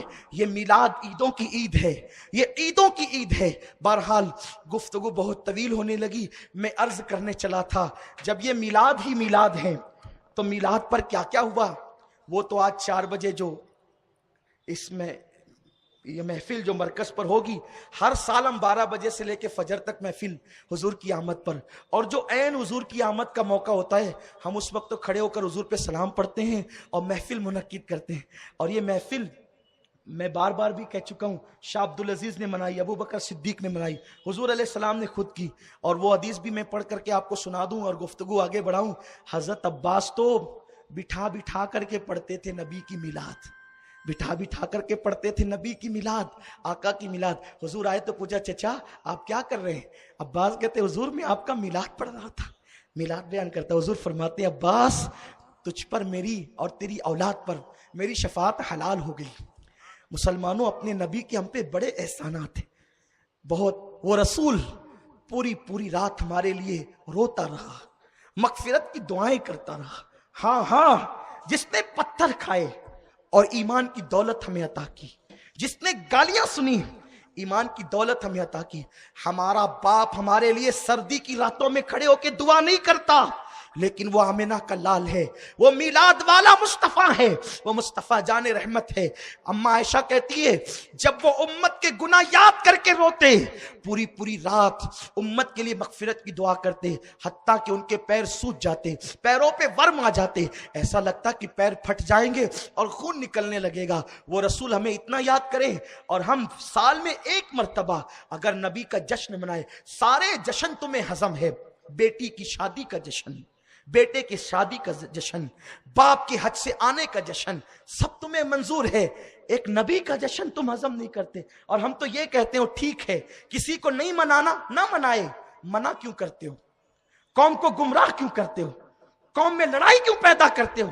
نہیں منانا شوق سے نہ مناؤ, تقدیر کی بات ہے, مقدر کی بات ہے. لیکن اب سنو, جب اتنے سارے ثبوت سن چکے ہو تو میرا جو عنوان ہے رسول کا بچپن. رسول کا بچپن کتنا حسین تھا. کل کچھ باتیں کہہ چکا ہوں, وہ آج نہیں کہوں گا, اس سے لگ کر کچھ باتیں کہہ کے بات ختم کرتا ہوں, کیونکہ 12 بجے دوسری محفل میں بھی جانا ہے اور پوری رات آپ کو ہی بیٹھنا ہے, مجھے بھی. یارو اس محفل کی وہ برکتیں ہیں. شیخ عبدالحق فرماتے ہیں میلاد النبی کی شب جو دعا کی جاتی رد نہیں ہوتی, قبول ہوتی ہے. اور جو آتے ہیں انہیں پتا ہے کہ کیا کیا ہوتا ہے, کتنی قبول ہوتی ہے. جب میرے آقا کی پیدائش ہوئی, اللہ کے منادی نے اعلان کیا کون ہے جو محمد کو دودھ پلائے. اللہ کے منادی نے اعلان کیا کون ہے جو میرے محمد کو دودھ پلائے. جو چرند دودھ والے تھے انہوں نے کہا اللہ ہم پلائیں گے. جو جانور تھے جنگل کے انہوں نے کہا ہم پلائیں گے. ساری مخلوق کے لوگوں نے کہا تیرے نبی کی پرورش ہم کریں گے. اللہ نے فرمایا نہیں نہیں نہیں, اس کے لیے تو ایک مقدس نام لکھ دیا گیا ہے جو حلیمہ سعدیہ کا نام ہے. حلیمہ ہے سبحان اللہ. حلیمہ کیا حلیمہ ہے. جب دعائیں جلدی قبول نہیں ہوتی تو اگر کوئی کہہ دینا اللہ تیرے نبی کی مقدس دائی حلیمہ کا واسطہ, پھر کیسے رحمتیں چھما چھم برستی. بہت اس کی برکتیں, بڑی برکتیں. یہ نام فاطمہ, نام حلیمہ, ہم تو وسیلے والے لوگ ہیں. لوگ گواہیں, بہت لوگ گواہیں. 3 سال سے مسلسل ناسک کے اجتماع میں برسات ہی ہوتی ہے, اور جب برسات ہوتی ہے تو لوگ پکڑ کے مجھے کو بٹھا دیتے ہیں. میں سوچتا یا اللہ تیری برسات, تیری مرضی. اور ہم جیسے گنہگار لوگوں نے 3 سال سے یہی شروع کر دیا, آپ ہی کریں دعا, آپ ہی کریں. میں بیٹھتا ہوں اور یہی کہتا ہوں اللہ حلیمہ کا واسطہ, فاطمہ کا واسطہ, آمینہ کا واسطہ, پنجتن کا واسطہ. اتنے نام پڑھتا ہوں. اور جا کا 3 سال کا ریکارڈ ہے, آپ ناسک والوں سے پوچھ لیں. ادھر نام لیے ادھر تھم گئی. کرم کی بات ہے. یہ وہ نام ہے, یہ وہ نام ہے جو کام بگڑنے نہیں دیتا. یہ وہ نام ہے جن سے کام نہیں بگڑتے. یہ برکتیں کوئی دل سے پکارے تو صحیح. میں یہاں ان کی کرامتیں بیان کر رہا ہوں جی نام والے لوگ. اس میں ہمارا کوئی فن نہیں ہے, کوئی ہنر نہیں ہے, یہ ان آقاؤں کے صدقہ ان کی خیرات ہے. تو حلیمہ کا نام لکھ دیا گیا. اب حلیمہ حضور کو لے جاتی ہے, لے جا رہی ہے, رستے میں ہے, میں یہ کل تک بیان کر چکا ہوں. اب جب حلیمہ لے گئی, حلیمہ کا علاقہ طائف کی طرف ہے. میں نے حلیمہ کی جھوپڑی بھی دیکھی. اب بہت خستہ ہو گئی 2003 میں جس وقت میری حاضری ہوئی تھی. تو اس وقت جو ہے وہ ہم نے سوچا کہ چلیں جہاں میرے نبی کا بچپن گزرا ذرا وہ بھی جگہ دیکھیں. مٹی کا مکان ہے, ابھی پتہ نہیں ہے یا نہیں ہے, اس وقت تو وہ موجود تھا. وہاں جس گھر میں, حالانکہ اس کو بعد میں مرمت کیا گیا, وہ بے عین ہی نہیں تھی, لیکن جو اس مقام پر کافی خستہ حال وہ مکان تھا. حلیمہ جب پہنچی ہے قبیلہ حوازن میں, تو حال یہ تھا, حضرت حلیمہ سعدیہ کہتی ہے ہم نے محمد کو برکت والا بچہ نام رکھ دیا, کیونکہ اس کی برکتیں اتنی تھی. قحط کا زمانہ ہے، قحط سالی ہے، میری بکریاں چرنے جاتی ہے، ان کے پیٹ بھی بھر جاتے ہیں، ان کے تھن بھی بھر جاتے ہیں، تو سارے گاؤں کے لوگ کہتے ہیں اپنے چرواہوں کو ڈانٹ ڈانٹ کر اپنے بچوں کو، ابو زویب کی بیٹی کے جانور جہاں چرتے ہیں وہاں کیوں تم جانور نہیں چراتے؟ یعنی حلیمہ کے جانور جہاں چرتے وہاں لے جا کے چرایا کرو، تو وہ لوگ جانور وہاں لے کر آتے۔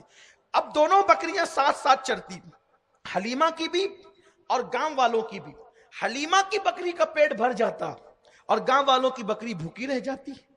تو حلیمہ کہتی یہ سب برکت تھی آمینہ کے لال کی، آمینہ کے لال کی سب برکت تھی، یہ اپنے نبی کا بچپن ہے، کیسا ہمارا نبی ہے، اپنے نبی کی شان کیسی ہے۔ حلیمہ کہتی ہے جب کوئی بکری بیمار ہو جاتی تو گاؤں والے بکری لے کر کے آتے اور محمد کا ننھا سا ہاتھ بکری پر پھیر دیتے، وہ بکری فوراً اچھی ہو جاتی۔ جب کوئی بچہ بیمار پڑتا اس بچے پر ہاتھ پھیر دیتے، کس کا؟ ابھی نبی 2 سال کے نہیں ہوئے ہیں، ننھے سے پیغمبر کا ہاتھ جب بچے پہ پھیر دیتے بچے کو شفا مل جاتی۔ اور پھر حضور علیہ السلام کی شان یہ تھی، اور بچے جیسے مہینوں میں بڑھتے ہیں حضور صلی اللہ علیہ وسلم ویسے دنوں میں شعور پاتے تھے۔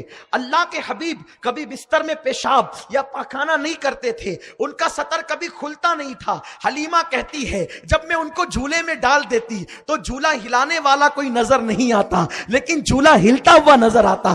آقا نے خود بیان کیا ہے، شارح بخاری امام قسطلانی لکھتے ہیں کہ میں جب جھولے میں ہوتا تو فرشتے مجھے جھولا جھلانے کے لیے آتے، میں چاند سے باتیں کرتا رہتا، چاند مجھے بہلایا کرتا، وہ مجھے رونے نہیں دیتا۔ آقا فرماتے ہیں جب میں حلیمہ کے گھر میں اس کے آنگن میں جھولے میں لیٹا ہوتا، جب چاند عرش کے پاس خدا کی بارگاہ میں سجدہ کرتا تو میں اس کے سجدہ کرنے کی آواز بھی سن لیا کرتا۔ ارے میرے نبی کا بچپن اتنا پیارا ہے، اور یہ کون لکھ رہا ہے؟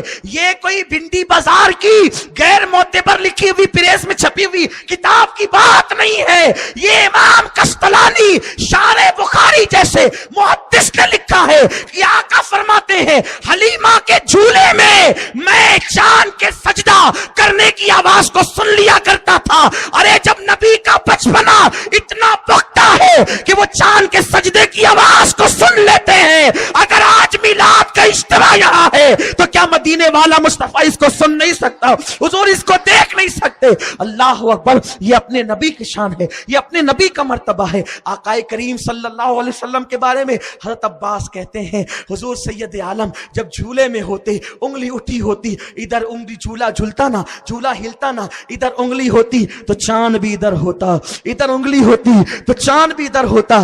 بار بار اس کو بیان کیا جا چکا ہے، اس کی تفصیل میں نہیں جاتا، بس امام کا شعر اصول برکت کے لیے پڑھتا ہوں۔ چاند چھک جاتا جدھر، انگلی اٹھاتے مہد میں کیا ہی چلتا تھا، اشاروں پر کھلونا نور کا۔ مالیگاؤں والوں تم مجھ سے بڑی محبت کرتے ہو مجھے یقین ہے، لیکن اگر آپ کو برا نہیں لگے تو بس ایک جملہ تم سب کو تحفتاً کہنا چاہتا ہوں، جو نبی کو کہتے ہیں نبی تو ہماری طرح بشر ہیں، ہم کہتے ہیں ذرا جھولے کی رپورٹ لے لے پیارے، ذرا ذرا ذرا ذرا ذرا جھولے کی رپورٹ لے لے کہ تیرا حال کیا تھا جھولے میں۔ نادان جب ماں جھولے کے پاس پہنچتی تھی تو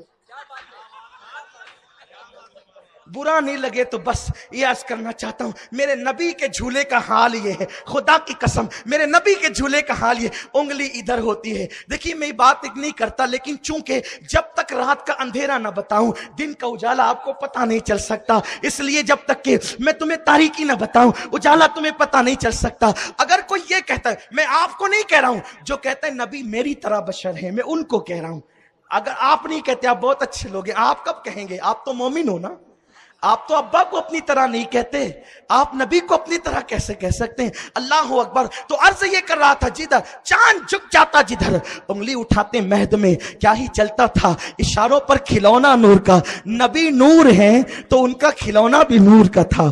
ہمارے بچے مٹی کے برتن سے کھیلتے ہیں، اب تو مٹی کے برتن بھی ختم ہو گئے، وہ گاڑی سے، پلاسٹک کی گاڑی سے کھیلتے، خدا جانے کیا کیا چیزوں سے کھیلتے ہیں، لیکن میرا نبی چاند سے کھیلتا ہے، نبی کا کھلونا چاند ہے۔ ہے۔ اللہ اکبر۔ اب حلیمہ سعدیہ سے سنو، سبحان اللہ، اپنے نبی کی عظمت۔ اب دل میں جتنی جائز تمنائیں لے لو، کیونکہ میں نبی کا بچپن بیان کر رہا ہوں، رحمتوں کا نزول ہو رہا ہے، مدینے والے مصطفیٰ سنہری جالیوں سے دیکھ رہے ہیں، کیونکہ جو چاند کے سجدے کی آواز سن سکتے ہیں یقیناً میری اور آپ کی آواز سن رہے ہیں، میرے آپ کے جذبات سن رہے ہیں، میرے آپ کے دل کی آواز سن رہے ہیں۔ خدا کی عزت کی قسم، اگر یقین کے ساتھ احترام نبوت میں یقین کامل لے کر کے اگر دل میں نیت لے لو، اللہ کی عزت کی قسم تمہاری ہر مراد پوری ہو سکتی ہے، کیونکہ یہ وہ ذکر ہے کہ آدم نے جب نام محمد لیا ہے تو آدم کی توبہ قبول ہوئی ہے، جب یوسف نے نام محمد لیا ہے تو مصر کے جیل خانے سے نکال کر انہیں مصر کے تخت پر بٹھایا گیا ہے، جب یونس نے نام محمد لیا ہے تو مچھلی کے پیٹ سے نکال کر حضرت یونس کو اللہ اکبر نینوا کی سرزمین پر پہنچایا گیا ہے۔ یہ وہ نام ہے جو کام بگڑنے نہیں دیتا، بگڑے بھی بنا دیتا ہے، سب نام محمد۔ حضرت نوح کی کشتی اسی نام کے صدقے کنارے لگی ہے، ہاں ہاں، حضرت ابراہیم پر نار نمرود جو گلزار ہوئی ہے اسی نام کی برکت سے۔ آؤ آؤ، اب میں اسی آقا کی زندگی پڑھنے لگا ہوں، اسی سرکار کا ذکر کرنے لگا ہوں۔ آئیے، اللہ اکبر۔ حلیمہ سعدیہ کہتی ہے ایک دن یہ ہوا کہ میں محمد کو اپنی گود میں لے کر بیٹھی تھی، بکریوں کا ریوڑ جا رہا تھا۔ اس بات کو کس نے لکھا؟ امام قسطلانی شارح بخاری نے لکھا۔ اللہ اکبر۔ بکریوں کا ریوڑ جا رہا تھا، کہتی ہیں کہ میں بچے اپنے محمد کو لے کر کے بیٹھی ہے، اللہ وہ بچپنے کی فبن اس خدا بھاتی صورت پہ لاکھوں سلام، آقا کریم کو گود میں لے کر بیٹھی ہے۔ حلیمہ تو گود میں ایک بچہ نہیں بلکہ عرش کی زینت لے کر بیٹھی ہے، فرش کا وجود لے کر کے بیٹھی ہے، کائنات کا خلاصہ لے کر کے بیٹھی ہے، قرآن ناطق لے کر کے بیٹھی ہے، رحمان کی امانت لے کر کے بیٹھی ہے، کونین کا پیغمبر لے کر کے بیٹھی ہے، عرش کا تارا لے کر کے بیٹھی ہے، نبیوں کا امام لے کر کے بیٹھی ہے، امام الانبیاء، امام الاسفیاء، سید الصالحین، سید الساجدین۔ ہاں ہاں، تو اسے لے کر کے بیٹھی ہے جو صرف کعبہ نہیں ہے بلکہ کعبے کا کعبہ ہے۔ حلیمہ قیامت تک کی عورتیں گود میں قرآن لے کر کے بیٹھے گی، حلیمہ تو صاحب قرآن لے کر کے بیٹھی ہے۔ نعرہ رسالت، جشن عید میلاد النبی، آمد مصطفیٰ۔ کہتی ہے میں ننے سے ابھی 2 سال کے نہیں ہوئے، ننے سے محمد کو لے کر کے بیٹھی ہوں، بکریوں کا ریوڑ جا رہا ہے۔ ایک بکری کی توجہ محمد کی طرف ہو گئی، وہ بکری ریوڑ سے نکلی اور آنے کے بعد اپنا منہ حضور کی پیشانی کے قریب کیا، حضور کی پیشانی چوما اور اس کے بعد حضور کو سجدہ کیا، دوڑتے ہوئے ریوڑ سے جا کر کے مل گئی۔ بکری کو بھی پتا ہے کہ عظمت مصطفیٰ کیا ہے، تعظیم رسول کیا ہے۔ لوگوں، اگر آج کوئی محروم یہ کہے کہ معاذ اللہ ہم نہیں جانتے، تو کیا میرے بھائی تیرا دماغ بکری سے بھی چلا گیا، تیرا دماغ جانور سے بھی چلا گیا؟ ہائے ہائے، تجھے انسان کہلانے کا حق کیا ہے؟ میرے پیارے آقا علیہ السلام کے پیارے دیوانوں، حلیمہ کہتی ہے میں دودھ پلاتی رہی، اور اسی دودھ پلانے کے ایام میں پھر وہ پیر وہ کبھی جو ہے گھٹنوں کے بل چلنے لگے۔ جب وہ گھٹنوں کے بل چلتے نا، قربان جائیں، اللہ نے محبوب کو گھٹنوں کے بل کیوں چلایا؟ کیونکہ اللہ نے فرمایا لقد کان لکم فی رسول اللہ اسوۃ حسنہ، تمہارے نبی کی زندگی تمہارے لیے بہترین نمونہ ہے۔ اگر اللہ تعالیٰ اپنے حبیب کو پیدا نہ کرتا، ڈائریکٹ آسمان سے اتار دیتا، تو ایک ننھا سا دودھ پیتا بچہ کہتا اللہ تو نے تو کہا کہ نمونہ ہے، میرے لیے کیا نمونہ ہے؟ کیونکہ جوانوں کے لیے نمونہ ہے، عمر دراز والوں کے لیے نمونہ ہے، میرے لیے کیا نمونہ ہے؟ میرے اللہ نے کہا نہیں میرے بندو، میں تمہیں محروم نہیں کروں گا، آمنہ کے شکم میں رکھوں گا تاکہ شکم میں رہنا بھی نمونہ ہو جائے، حلیمہ کی گود میں دیا جائے گا تاکہ گود میں آنا بھی نمونہ ہو جائے، گھٹنوں کے بل چلاؤں گا تاکہ جب بچے اس طرح چلیں گے تو تمہارے نبی کی ادائیں تمہارے سامنے تازہ ہو جائے گی۔ قربان جائیں، اللہ اکبر۔ حلیمہ کہتی ہیں جب میں گود میں لے کر انہیں نکلتی تو بادل سر پہ سایہ کرنے لگتا، بادل سر پہ سایہ کرتا۔ حلیمہ کہتی ہے یہی ہوا، ایک دن ایسا ہوا قحط سے لوگ تنگ آ گئے، قحط سے لوگ پریشان ہو گئے، دھوپ ہٹتی نہ تھی، لوگ مرنے والے تھے اور جانور تو مر رہے تھے اور کھیتیاں تو تباہ ہو چکی تھی۔ کسی نے کہا اے بی بی حلیمہ ہم پہ رحم کر، یہ جو برکت والا بچہ لائی ہے ذرا اس کے ذریعے سے کچھ جو ہے وہ بارش کا انتظام کر، میرے نبی کا معصوم بچپن۔ حلیمہ کہتی ہے جب انہوں نے کہا حلیمہ بارش کا انتظام تو کر، کہتی ہے میں گود میں لے کر محمد کو نکلی، میں گود میں لے کر محمد کو نکلی اور عرض کی میرے اللہ چونکہ حلیمہ عیسائی نصرائی تھی، عیسائی تھی، حلیمہ کہتی میرے اللہ اس محمد کا واسطہ باران رحمت کا نزول فرما. کہتی اتنا کہنا تھا، کالی کالی گھٹائیں گرائی ہے اور بارش کا نزول ہو گیا ہے. میرے پیارے آقا علیہ السلام کے پیارے دیوانوں، بس وقت ختم ہونے جا رہا ہے، لیکن اب ذرا دل میرے قریب لائیے اور میری باتوں کو سنیے، غور سے سنیے. میرے نبی کی شان کیا ہے، میرے نبی کا مقام کیا ہے. حلیمہ کہتی ہے پھر لوگ گھروں میں برکت ہو گئی، گھر بھرنے لگے. اسی ایام میں ایسا بھی ہوا، وہ 2 سال کے ہو گئے. تو یوں ہوتا کہ میری بیٹی شیما کہتی ہے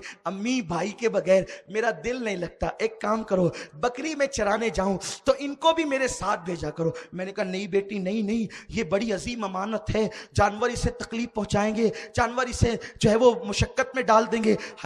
شیما کہتی نہیں امی جان، جانور تو اس کے منہ چومتے ہیں، جانور تو اس کو سجدہ کرتے ہیں، اس لیے جب ہم اسے لے کر کے جاتے ہیں تو ہمارے کام آسان ہو جاتی. اللہ اکبر. 2 سال مکمل ہو گئے. اب حلیمہ سعدیہ جو ہے وہ حضور کو لے کر کے چلی مکہ، لیکن جب لے کر کے آئی حلیمہ کہتی آمنہ او بی بی آمنہ مجھ پہ رحم تو کر میری بہن، کہ دیکھ نا میں نے 2 سال تک دودھ پلایا، میں تو اجرت نہیں مانگتی، بس اتنا مانگتی ہوں ایک مرتبہ جو ہے مجھے اور محمد کو واپس کر دے. دیکھ مکے کی فضا جو ہے وہ گرد آلود ہے، مکے کی فضا اس وقت تو ٹھیک نہیں ہے، بیماریاں ہو سکتی ہے، اس پیارے بچے کو میرے ساتھ دے دے. آمنہ میں لے جاؤں گی، کچھ دن اسے اپنے ساتھ اور رکھوں گی، بڑی خدمت کروں گی.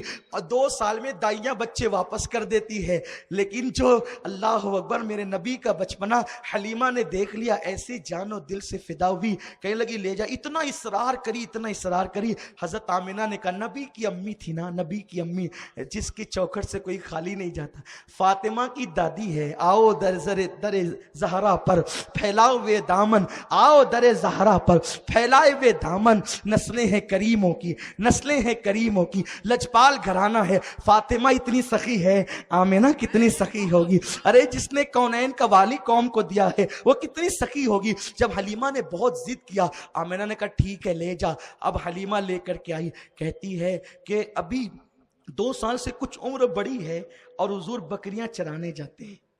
میں اب اس کو دوبارہ نہیں کہوں گا. حضور بکریاں لے جاتے ہیں، کیونکہ لوگ اس کو غلط رنگ دیتے ہیں. لوگ حلیمہ کی بکریوں کے پیچھے میرے رسول کو دیکھ کے کہتے وہ ہماری طرح ہیں، لیکن لوگ جبریل کے آگے معراج میں دیکھ کر یہ نہیں کہتے کہ وہاں تو عقل دنگ ہے. جہاں حلیمہ کی بکریوں کے پیچھے دیکھ رہے ہو وہاں جبریل کے آگے بھی تو دیکھو، تصویر کا دونوں رخ دیکھو، عظمت کرو. جب تک تم نبی کی تعظیم کرتے تھے تم عزت سے جیتے تھے. بس مالیگاؤں والوں تمہیں یہی پیغام دینا ہے مجھے، جب تک تم نبی کی تعظیم کرتے تھے تم عزت سے جیتے تھے. جب سے تم نے عظمت رسول چھوڑ دیا، تم نے نبی کو اپنی طرح سمجھا، ان کے علم پر تم بحث کرنے لگے، ان کی زندگی کے بارے میں تم شکوک میں پڑ گئے. آج دنیا تمہیں نچوڑ رہی ہے. رسی جل گئی، رسی کا بل نہیں جلا. تمہاری سنت تباہ کرنے کی کوشش کی جا رہی، پوری دنیا کے اندر مسلمانوں کو مٹانے کی کوشش کی جا رہی. تمہیں پتا ہے آج مفکرین تقریر کرتے ہیں ہم پہلے بادشاہ تھے. میں کہتا ہوں پہلے دیکھ تو صحیح کہ تو بادشاہ کب تھا. ابھی سچر کمیٹی کی رپورٹ ہے کہ چمار سے زیادہ تم پیچھے ہو تعلیم کے معاملے میں. یہ رپورٹ کا گلگلہ ہے پورے ہندوستان میں، پورے ملک میں. ایک وقت تھا تم بادشاہ تھے. بادشاہ کیوں تھے؟ بازوؤں کی قوت سے نہیں، اللہ کے کرم سے. اور اللہ کا کرم کب تمہارے ساتھ تھا؟ جب تم نبی کا احترام کرتے تھے، تعظیم کرتے تھے. ہاں تمہارا غریب بھی تعظیم کرتا تھا، تمہارا امیر بھی تعظیم کرتا تھا. تھوڑا سا علم آیا، رسول اللہ کے خلاف باتیں کرنے لگے. سب کے تہوار منایا، نبی کے میلاد کے خلاف باتیں کرنے لگے. سناؤ سلطان محمود غزنوی تم کب تک بادشاہ تھے؟ سلطان محمود غزنوی اس وقت تک سوتا نہیں تھا جب تک 1000 مرتبہ رسول اللہ پہ درود نہ پڑے. 1000 بار آقا پہ درود پڑتا تھا تب سوتا تھا. آج تو کوئی ایک کارخانے کا مالک ہوتا ہے، زنا کے اڈوں کو کے سوا اس کو کیا دکھتا ہے؟ شراب کے اڈے دکھتے ہیں، موبائل پر گیم دکھتا ہے. کوئی معاذ اللہ ہنسنے کی بات نہیں، یہ افسوس کی بات ہے. بڑی بڑی داڑیاں والوں اگر تھوڑا سا مال آ گیا نا، کوئی محلے میں کسی پہ بد نظری کرتا ہے، کوئی تراشن والی پہ بد نظری کرتا ہے، کوئی گھر میں کام کرنے والی پہ بد نظری کرتا ہے، کوئی موبائل کے اندر زنا کے مناظر دیکھتا ہے. یہ تباہی کے اسباب ہیں.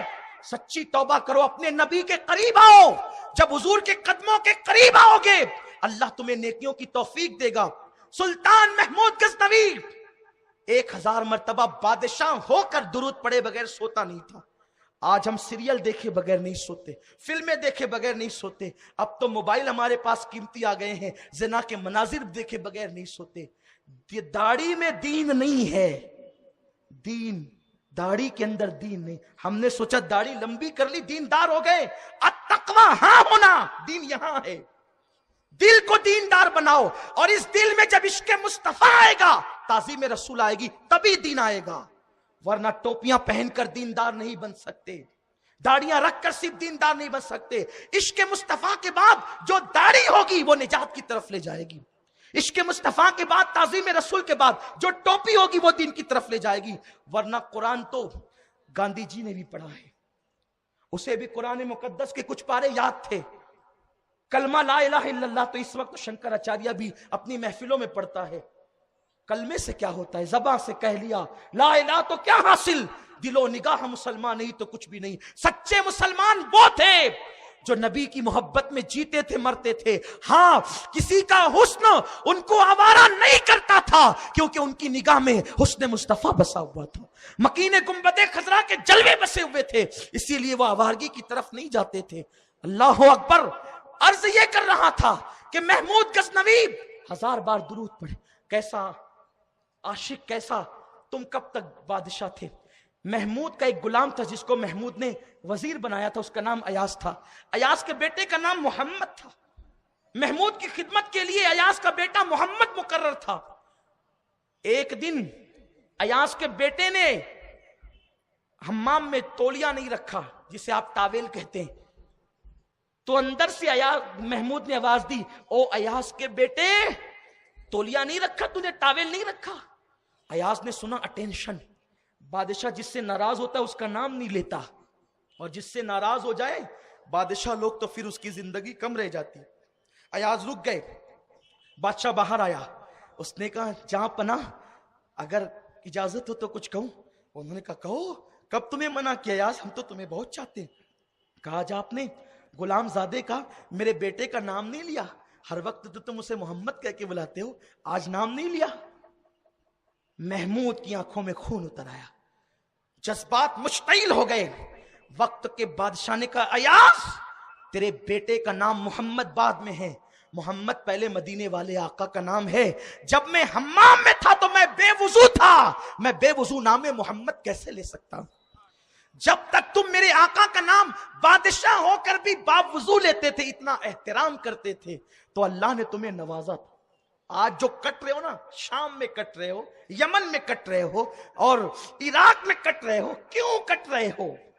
اور اگر تم نے ہوش کے ناخن نہ لیا ہندوستان والوں، تو لاہور کا قلندر بہت پہلے کہہ چکا ہے، نہ سنبھلو گے تو مٹ جاؤ گے. اے ہندی مسلمانوں، تمہاری داستان تک بھی نہ ہوگی داستانوں میں اگر یہی بے ادبی کا تمہارا انداز رسول اللہ کے ساتھ رہا، ان کے خاندان والوں کے ساتھ رہا، ان کی اہل بیت، ان کے صحابہ، ان کے اولیاء کے ساتھ رہا، تو جو یمن اور شام میں ہو رہا ہے وہ تمہارے ملک ہندوستان میں بھی ہو سکتا ہے.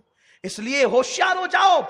اپنے ماں باپ سے زیادہ، اپنے پیر سے زیادہ، اپنے استاد سے زیادہ، سب سے زیادہ اگر کسی کی تعظیم کرو تو مصطفیٰ جان رحمت کی کرو. سب سے زیادہ کسی سے محبت کرو، مصطفیٰ جان رحمت سے کرو. خدا کے بعد ان سے افضل بزرگ و برتر کوئی ہو ہی نہیں سکتا، وہ سب سے افضل و اعلیٰ ہے. ارے وہ خدا ہو کر کے جب ان کی خوشی کے لیے قبلہ بدل دیتا ہے، وہ خدا ہو کر کے، اور کوئی تانا دینا ان کو کہ محمد کے رب نے چھوڑ دیا، تو اللہ ان پہ وہی یوں نازل کرتا ہے، وَالضُّحَىٰ وَاللَّيْلِ إِذَا سَجَىٰ مَا وَدَّعَكَ رَبُّكَ وَمَا قَلَىٰ وَلَلْآخِرَةُ خَيْرٌ لَكَ مِنَ الْأُولَىٰ. اے پیارے، تیرے چمکتے چہرے کی قسم. ہے کوئی ایسا کسی کے چہرے کی قسم اللہ یاد کرے؟ اللہ فرماتا ہے پیارے تیرے چہرے کی قسم. اور میں تو عالم تصور میں یوں ہوں کہ گویا کے دست قدرت مصطفیٰ کے گالوں کو تھام کے کہہ رہے ہیں پیارے تجھ سے ناراض ہوں گے تو پھر خوش کس سے رہیں گے؟ آگے قرآن کا مضمون بیان ہو رہا ہے، وَالضُّحَىٰ وَاللَّيْلِ إِذَا سَجَىٰ. حبیب तेरे प्यारे चमकते चेहरे की कसम, तेरे बालों की कसम, तेरी जुल्फों की कसम, है कोई ऐसा जिसके जुल्फों की कसम खुदा याद करे? है कोई ऐसी जुल्फें? आज उस मई मुबारक पर भी एतराज है, ज़ियारत कराते हो तो लाए कहां से हो? ठीक है, आपको नहीं पता, हम इश्क के बंदे हैं, क्यों बात बढ़ाई है? जो मंसूब हो जाए रसूल की तरफ हम सर झुका देते हैं, हम सर झुका देते हैं और उसकी बरकतें ही पाते हैं। हबीब तेरे चमकते चेहरे की कसम, बनाने वाला खुद प्यारा है, बनाने वाला खुद, बल्कि यूं कहूं कुदरत खुद शैदा है, कुदरत शैदा है, मशीयत फिदा है। ए प्यारे तेरे चेहरे की कसम, तेरी जुल्फों की कसम, क्या कहा? तेरे रब ने तुझे कभी नहीं छोड़ा।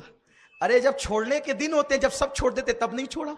कब नहीं छोड़ा? कहते वलल आखिरतु खैरुल लका मिनल ऊला। हबीब तेरी पिछली घड़ी से आने वाली घड़ी बहुत बेहतर है।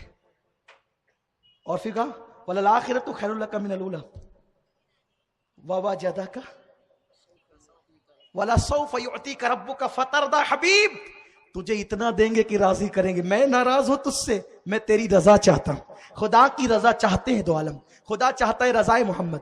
वला सौफ युअतीका रब्बुका फतरदा, इतना देंगे तुझे कि तुझे राजी करेंगे, राजी कर लेंगे तुझे राजी। सुन्नियों खुश हो जाओ, राजी करने की बात की गई है। किसको? अपने महबूब को। जिसका मिलाद मनाते हो यूं छोड़ देंगे? नहीं नहीं, छोड़ेंगे नहीं, यूं तुम्हें छोड़ेंगे। अरे कुछ न करते थे तो तुम्हारे लिए दुआएं करते थे वो, आज तुम उनके लिए कर रहे हो, तुम्हें छोड़ देंगे। अल्लाह क्या कह रहा है? अल्लाह क्या फरमा रहा है? तवज्जो है आपकी? थक गए मिलाद वालों? थक गए? नहीं ना, अल्लाह क्या फरमा रहा है? वला सौफा युअतीका रब्बुका फतरदा, इतना अता करेंगे कि आप राजी हो जाएंगे। हुजूर कहते हैं उस वक्त तक राजी नहीं होगा कोई। जरा ये बोली बोलकर देखे और मुसलमान रह जाए, कोई ये बोली बोलकर देखे और मुसलमान रह जाए। इस बोली का हक तो सिर्फ मुस्तफा प्यारे को है। उस वक्त तक राजी नहीं होगा जब तक कि मेरा एक उम्मती भी जहन्नम में रह जाएगा। अब हुजूर राजी कब होंगे? उम्मत जन्नत में जाएगी। अल्लाह फरमाता है इतना देंगे। तवज्जो, होटलों पर नबी के इल्म पर, उनकी शान पे बातें करने वालों, सिर्फ दिल से इस बात को सुन लो, काश कि अल्लाह आज की रात की बरकत से किसी को हिदायत दे दे, किसी को तौबा की तौफीक दे दे, कोई बन जाए फिर से आशिक रसूल। इतना देंगे कि तुझे राजी कर लेंगे। हबीब देखो, दो चीज होती है देने की, अता करने के दो तरीके होते हैं। एक तो ए हाफिज गुफरान कादरी मंजिल आना, जब आएंगे ना तो हम आपको 5,000 रुपए देंगे, 10 देंगे, 5 लाख देंगे, है ना। लेकिन हाफिज मकसूद साहब, आप कादरी मंजिल आएंगे ना, इतना देंगे कि हम आपको राजी करेंगे। अल्लाह की जात तमसील से पाक है, मिसाल से पाक है। ठीक है, एक को कहा 5,000 गिन कर देंगे, एक को कहा इतना देंगे कि राजी करेंगे। अब जब आए ना ये घर पे, तो जिसको कहा था इतना देंगे 5,000, तो इनका चेहरा खुश हो कि गमी में हो, कुछ भी हो, हम तो नोट ही देख रहे हैं ना। 1 2 3 4 10 20 50 100 200 500 1000 2000 5000, ये लीजिए, आप जाने, आपका काम जाने। लेकिन जिससे कहा ना आपको राजी करेंगे, इतना देंगे, तो अब पैसों की गड्डियों पे नजर नहीं होगी, चेहरे मकसूद पर नजर होगी। हाथ में दिया, चेहरा देखा, खुश हुए? नहीं, और निकाला दिया, खुश हुए? नहीं, और निकाला दिया। पैसों पे नजर नहीं, चेहरे पे नजर है। बिला तशबीह बिला तमसील का वला सौफ युअतीका रब्बुका फतरदा। ए आमिना के लाल इतना देंगे कि राजी करेंगे। तो क्यों ना, कैसे राजी करेंगे?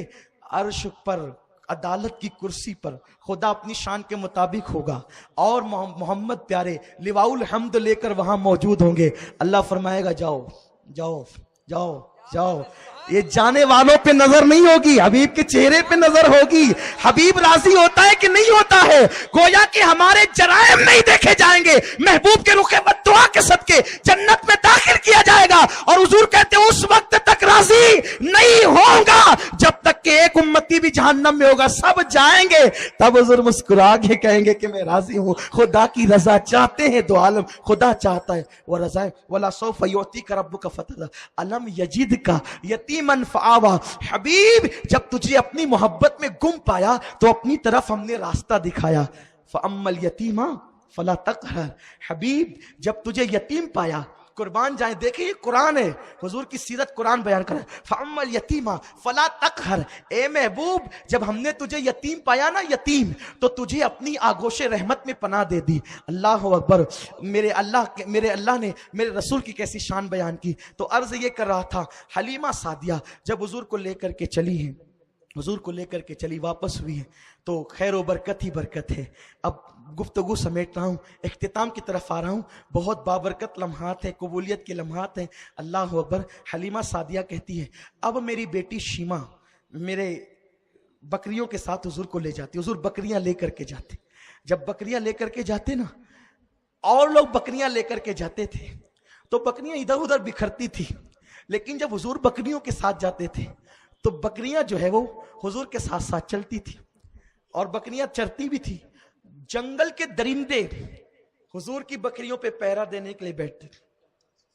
امام قسطلانی لکھتے, شیر درندے, نبی کی ماں کی بکری کوئی نہ کھائے, نبی کی ماں کی بکری کوئی نہ لے جائے. شیمہ کہتی ہے, ایک دن ایسا ہوا کہ حضور کی طبیعت علیل ہو گئی. حضور کی طبیعت علیل ہو گئی تو حضور 3-4 دن تک کے بکریوں کو لے کر جنگل میں نہیں آئے.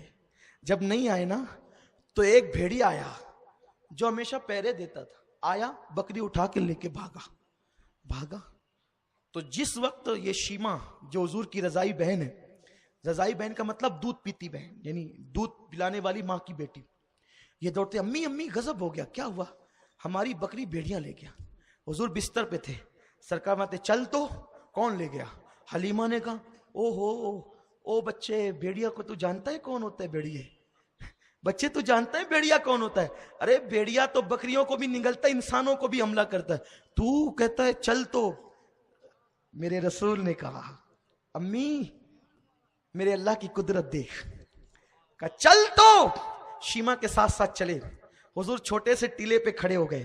ننھے سے پیغمبر نے اپنے لبوں پہ ہاتھ رکھا, کہا او جنگل کے بھیڑیوں ادھر آؤ اور میری امی کی بکری لا کر واپس کرو. بھیڑیے بکری کو مہمان بنا کے لے جاتے ہیں کہ گدے پہ بٹھائیں, تخت پہ بٹھائیں. بولیے بھائیو, یہ کہنا جنگل جا کے کہ میری ماں کی بکری واپس کرو, اور بکری واپس کرنے والے بھیڑیے. ارے جو بہت سخت دل ہوتا ہے اسی کو تو بھیڑیا کہتے ہیں.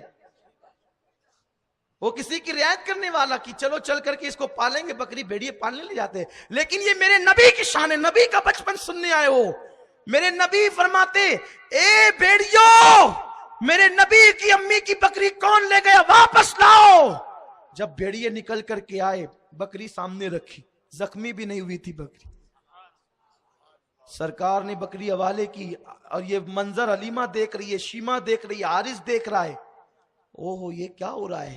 اب تک تو یمن والا برکت والا بچہ جسے سمجھتے تھے یہ تو حاکم بھی ہے جنگل کا, اور اس کی حکومت بھیڑیوں پر بھی چلتی ہے. اور آپ نے فرمایا تم نے یہ کیا کیا, میری ماں کی بکری لے گئے. تو ایک بھیڑیے کو اللہ نے زبان دی, اس نے زبان حال سے کہا, او پیارے پیغمبر, جب تو بکریاں لے کر کے آتا تھا, بکریوں کے بہانے ہم تیری زیارت کر لیا کرتے تھے. جب 3 دن تک کے آقا تو نہیں آیا تو ہم نے سوچا کہ بکری لے جائیں گے, حضور ماں کی محبت میں ضرور تشریف لائیں گے, بکری دے کر کے پیارے مصطفیٰ کی زیارت کر لیں گے. یہ اپنے نبی کا بچپن ہے, گود میں عالم شباب, حال شباب کچھ نہ پوچھ. ارے جس کا بچپن ایسا ہو. اب میں اختتام کی طرف جاتا ہوں اور نبی کی یتیمی کی بیان کرتا ہوں. یہ سارے مناظر دیکھے. ایک منظر جو حلیمہ کو دہلا دینے والا تھا وہ یہ تھا, حضور ایک دن بکریوں کے ساتھ تھے. شیمہ جو بیٹی تھی جناب حلیمہ کی, تو ہوا یوں کہ کچھ لوگ پہاڑ سے نیچے آئے. پہاڑ سے نیچے آنے والے جب نیچے آئے, انہوں نے حضور کو پکڑ لیا, اور پکڑنے کے بعد زمین پہ لٹا دیا. جب زمین پہ لٹایا ہے تو شیمہ یہ منظر دیکھ کر کے بھاگی, اور یہ منظر دیکھ کر کے جناب عبداللہ جو حضور کے رضائی بھائی تھے وہ بھی بھاگے. क्यों भागे? क्योंकि उन्होंने पकड़कर जमीन पे, तवज्जो फरमाए, बहुत खास उन्वान पे आज गुफ्तगू हो रही है और आपकी मालूमात में बहुत इजाफा होगा इंशाल्लाह। तो उन लोगों ने हुजूर को पकड़ के जमीन पे लिटाया और जैसी उंगली का इशारा किया तो हुजूर का सीना उन्होंने फाड़ करके रख दिया। ये दोनों भागते गए। माँ गजब हो गया, हमारा जो मक्की भाई मोहम्मद है उसको कुछ लोगों ने कत्ल कर दिया। जब हलीमा भागते भागते आई तो क्या देखा, हुजूर खड़े थे, मुस्कुरा रहे थे। बेटे क्या हुआ? कहा कुछ नहीं, वो कुछ लोग आए थे और आकर उन्होंने मेरा सीना चीरा, सीना चीर करके मेरा दिल निकाला और उसको धोया और धो करके फिर अंदर रख दिया और जब हाथ फेरा तो मेरा सीना फिर बराबर हो गया। जब हटाया कपड़ा तो जैसे टांके लगे होते हैं वैसे निशान मौजूद थे। एक खास बात, इंसान मरता कब है? इंसान मरता कब है? जब उसका दिल काम करना बंद कर देता है तो वो मर जाता है। यही है ना, कहते हैं हार्ट अटैक आया। हुजूर का बचपन है, अभी 4 साल से ज्यादा की उम्र नहीं है, फरिश्तों ने दिल निकाल करके धोया। हुजूर का दिल बाहर है और हुजूर जिंदा है। इसीलिए नबी दिल के बगैर भी जिंदा रहता है और नबी रूह के बगैर भी जिंदा रहता है। नबी की रूह निकलने के बाद भी नबी जिंदा रहता है और नबी की रूह एक लम्हे के निकलती है फिर बाद में दाखिल कर दी जाती है। नबी इसीलिए जिंदा है। ये वाकया देख करके हलीमा तो बिल्कुल परेशान हो गई। हारिस ने कहा, हलीमा ये बच्चे पर ऐसा लगता है कि किसी ने जादू कर दिया, सहर हो गया है, इसको जल्दी से वापस कर दो, ये कोई बहुत बड़ा मसला हो जाएगा वरना। ये लोग लेकर के गए, वापस कर दी। हज़रत आमना ने पूछा, हलीमा इतनी जिद करके ले गई थी, इतनी जल्दी क्यों लाई? बता क्या बात? कहा नहीं बस हमने खिदमत कर ली। कहा नहीं कुछ तो है। तो तब हलीमा ने बहुत जिद के बाद बताया कि इसका सीना चीरा गया, निकाल के दिल धोया गया, डाला गया, तो मैंने सोचा कि इसको आसेब हो गया, माज़अल्लाह जिन्नात के असरात इसको हो गए। तब हजरत आमिना ने कहा, हलीमा क्या बक रही है तू? मेरे बेटे को कभी आसेब और जिन्नात का असर नहीं हो सकता। सुन, जब ये बच्चा मेरे पेट में था ना, 4 महीने की हमल की शक्ल में, तो अल्लाह के जिक्र की आवाज आती थी मेरे पेट से, पत्थरों से आवाज सुनती थी, अस्सलातु वस्सलाम अलैका या रसूल अल्लाह। मेरे बच्चे पे जिन्नात असर नहीं कर सकता। मेरा बेटा वो है जिसकी पैदाइश के वक्त मैंने इसके नूर में मुल्क शाम के महल्लात देखे हैं। हलीमा तो चली गई। अब हुजूर मेरी अम्मी, हुजूर अलैहिस्सलाम उनकी अम्मी के साथ, सैयदा आमिना के साथ रहने लगे। क्या वो मुकद्दस माँ है? हुजूर की उम्र 6 साल की हुई। बस अब इसी पे गुफ्तगू खत्म हो जाएगी, फिर इंशाअल्लाह अल्लाह जिंदगी दे तो आइंदा साल हम सीरत का पूरा हफ्ता मनाएंगे और हुजूर के जिंदगी के हर साल पे बात करेंगे इंशाअल्लाह। आप दुआ करें। हालांकि वक्त तो बहुत कलील रहता है बाहर के लिए, हजरत अमीर सुन्नी दावत इस्लामी का हुक्म आजकल ज्यादा है, तो मैं खुद 2 दिन के लिए यहाँ आया हूँ और उसके बाद मुझे फिर सफर पे रवाना होना है। लेकिन आप दुआ करें कि हमें आइंदा साल हफ्ता मिल जाए। हुजूर के एक साल पे गुफ्तगू होगी, लेकिन चुरा कर नहीं, जो पसंद आए रख दिया, जो ना पसंद हो छोड़ दिया। नबी की जिंदगी का एक सेकंड हमें पसंद है, इसलिए कि हक तो गुलामों को है, हक तो गुलामों को बयान, हम छुपाते नहीं है। इसलिए कि अरे हमारा नबी शान वाला है, हम तो दिखाते हैं ताकि सब जान ले ये शान वाला है। हमारे मुजद्दिद ने जो कहा है, सरवर कहूँ कि मालिक मौला कहूँ तुझे, बागे खलील का गुले ज़ैबा कहूँ तुझे, हिरमा नसीब हूँ तुझे उम्मीद गए कहूँ, जाने मुराद काने तमन्ना कहूँ तुझे, अल्लाह रे तेरे जिस्म मुनव्वर की ताबिशें, ए जाने जा मैं जाने तजल्ला कहूँ तुझे, सुबह वतन पे शामे गरीबा को दो शरफ, बेकस नवाज गे सुओ वाला कहूँ तुझे, कह लेगी सब कुछ उनके सनाखा की खामोशी, चुप हो रहा ये कह के मैं क्या क्या कहूँ तुझे, लेकिन रजा ने खत्म सुखन इस पे कर दिया, लेकिन गदा ने खत्म सुखन इस पे कर दिया, खालिक का बंदा खल्क का आका कहूँ तुझे। मेरे नबी की उम्र 6 साल की हो गई। मेरे नबी की अम्मी कहती है, बेटे तूने अपने अब्बा को नहीं देखा, बेटे तूने अपने अब्बा को नहीं देखा, जब तुम मेरे शिकम में 2 महीने के थे तुम्हारे अब्बा का विसाल हो गया था। बेटे चलो अब तुम इस काबिल हो गए हो कि सफर कर सकते हो, तो मैं तुम्हें ले जाऊंगी यसरिब। हुजूर के वालिद का मज़ार कहाँ था? जिसे आजकल हम मदीना मुनव्वरा कहते हैं, वहां था, क्योंकि वो उनका ननियाल था।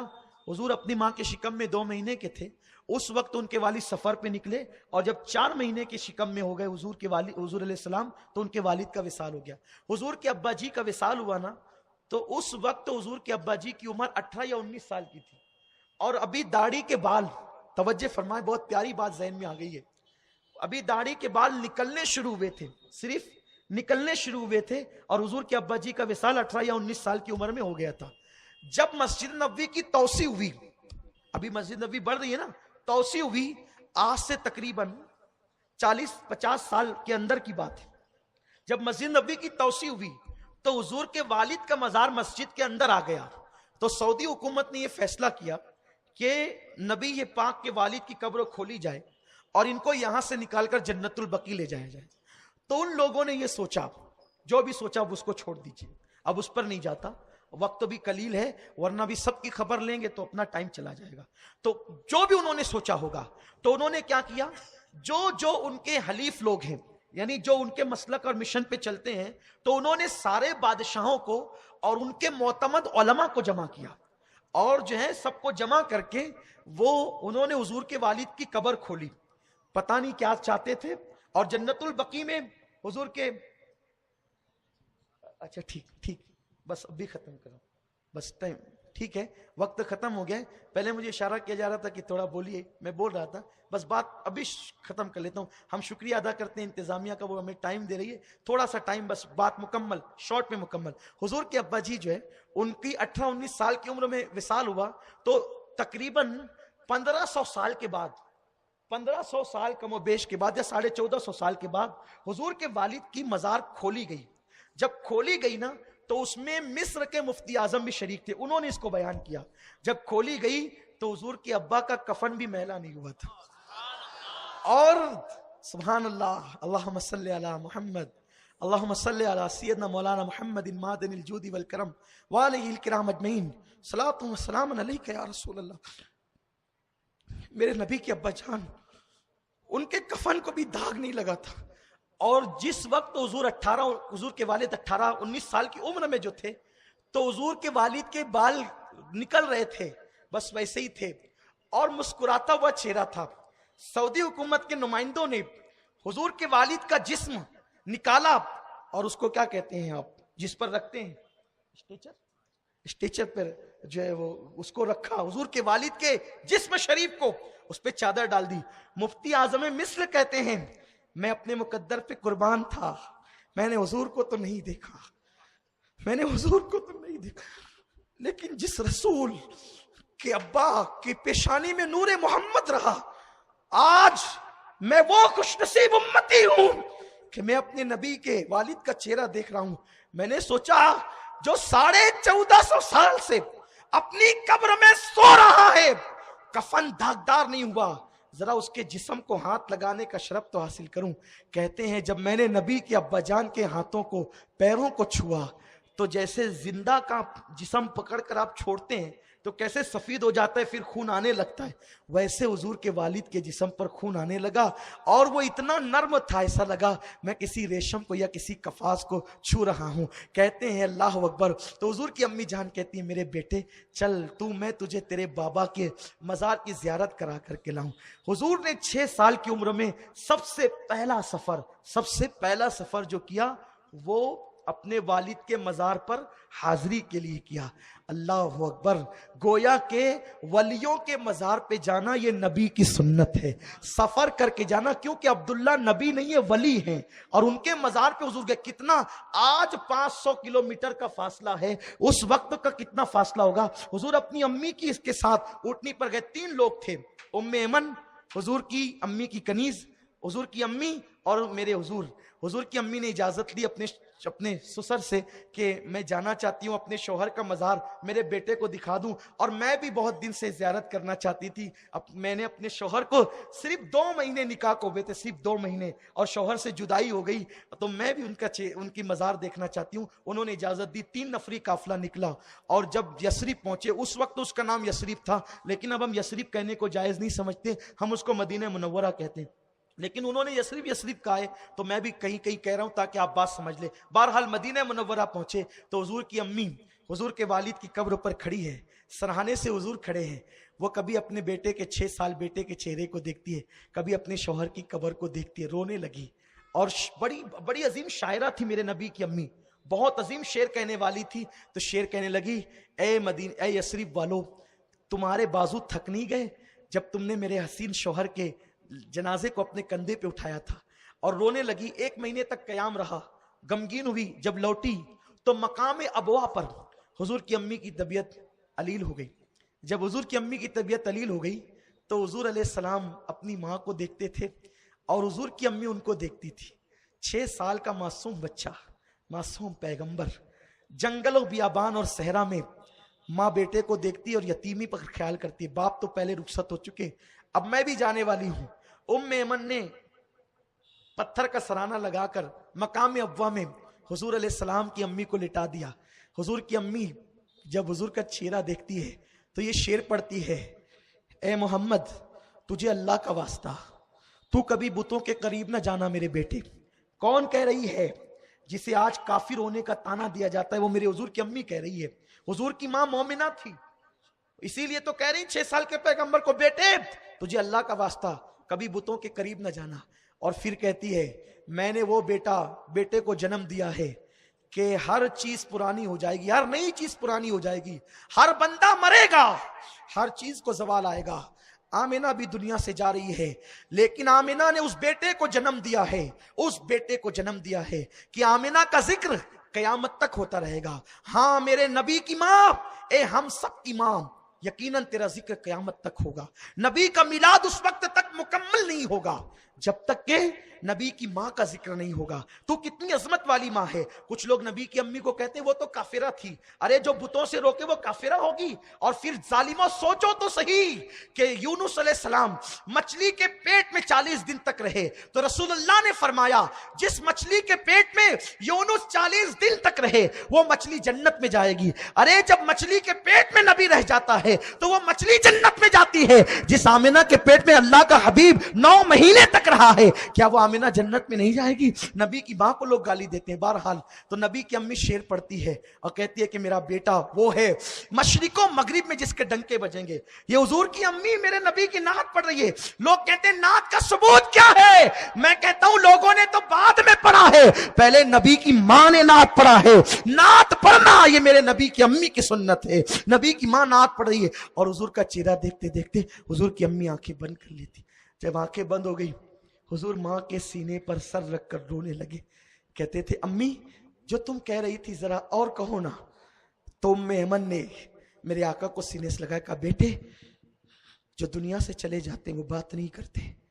میرے حضور نے یہ پہلی موت دیکھی تھی. میرے نبی کا ننھا سا کلیجہ لرز گیا تھا. فَأَمَّا الْيَتِيمَ فَلَا تَقْهَرْ. نبی کو یتیم کرنے میں حکمت یہ تھی کہ جب بھی کوئی ماں بیٹے کو کہتی تو کبھی کبھی کہتی بیٹا تو میرا احسان مت بھول، میں نے تجھ پہ بڑے احسان کیے. میرے اللہ کو یہ منظور نہ تھا کہ میرے نبی کو کوئی ماں بھی تانا دے سکے، اس لیے باپ کا سایہ بھی اٹھایا، ماں کا سایہ بھی اٹھایا تاکہ میرے نبی پر صرف میرا احسان رہے. ام ایمن نے کہا بیٹے محمد جو انتقال کر جاتے نا، جن کا روح نکل جاتی، ان کو قبر کھود کے دفن کیا جاتا ہے. اب قبر کھودنے کا انتظام کریں. میرے نبی نے پہلی مرتبہ ہاتھ میں نوکیلا پتھر لیا اور پہاڑ کھودنے لگے. یہ حضور کا بچپن کا معجزہ ہے. حضور نے اپنی ماں کی قبر اپنے ہاتھ سے کھودی ہے، اپنے ہاتھ سے، اپنے ہاتھ سے. لوگ کہتے ہیں تم فرقے کی بات کیوں کرتے ہو؟ ہم کہتے ہیں ہم مجبور ہیں. لوگ کہتے ہیں تم فلاں فلاں فرقے کو کافر کیوں کہتے ہو؟ ہم کہتے ہیں ہم مجبور ہیں. فتاوی رشیدیہ کے مصنف نے میرے نبی کی امی کو کافر لکھا. بتاؤ جو ہماری نبی کی ماں کو کافر لکھے ہم ان کو کیسے مسلمان کہیں گے؟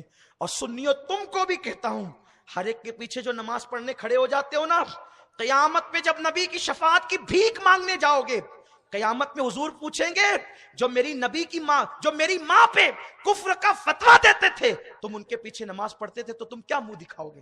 پکے سچے سنی بن کے رہو. جو نبی کی ماں کو کافر کہتے ہیں ان سے دور رہو، ورنہ اٹھا کے دیکھو فتاوی رشیدیہ، سعودی کی کتابیں اٹھا کے دیکھو، انہوں نے کافر بھی لکھا. اتنا ہی نہیں، نبی کی ماں کی قبر کو شہید کرنے کی کوشش کی، شہید بھی کیا. آج کل کچھ پتھر رکھے ہوئے چھوٹے چھوٹے نشان ہیں. میرے نبی کی ماں پہ کفر کا فتویٰ دیا. آج کہتے ہیں کافر کو کافر نہ کہو. ارے کافر کو کافر نہ کہو، تم آج کی سیاست چل رہے ہو. آخر کیا ضرورت پڑ گئی تھی کہ تم نے نبی کی ماں کو کافر کہا؟ کیا کمی آ گئی تھی کہ تم نے نبی کی ماں کو کافر کہا؟ یہ جھگڑے روٹی بوٹی کے مولویوں کے نہیں ہیں، یہ حضور کی عظمت کا جھگڑا ہے، آقا کی تعظیم کا جھگڑا ہے. جو نبی کی ماں کو کافر کہے گا نبی دشمنی میں ہم اسے کافر کہیں گے، اور ہم نہ اس سے رشتہ داریاں کریں گے، نہ ان کے پیچھے نماز پڑھیں گے، نہ ان سے دوستی رکھیں گے. یہ ہمارے جذبات ہیں. کیونکہ ہم نبی کا کلمہ پڑھتے ہیں. ہمیں جنت نبی کے صدقے میں ملے گی, ہمیں خدا کا پتہ نبی کے صدقے میں ملا ہے. اس لیے دیکھ لینا فتاوی رشیدیہ میں بات ہے یا نہیں ہے, ورنہ آپ میرے پاس آئیے, میں آپ کے شہر میں رہتا ہوں, بات جھگڑے کی نہیں ہے. تو عرض یہ کر رہا تھا, حضور علیہ السلام کے ہاتھوں پہ اللہ نے پہاڑ کو نرم کر دیا. یہ حضور کا بچپن کا معجزہ ہے, حضور کا بچپن.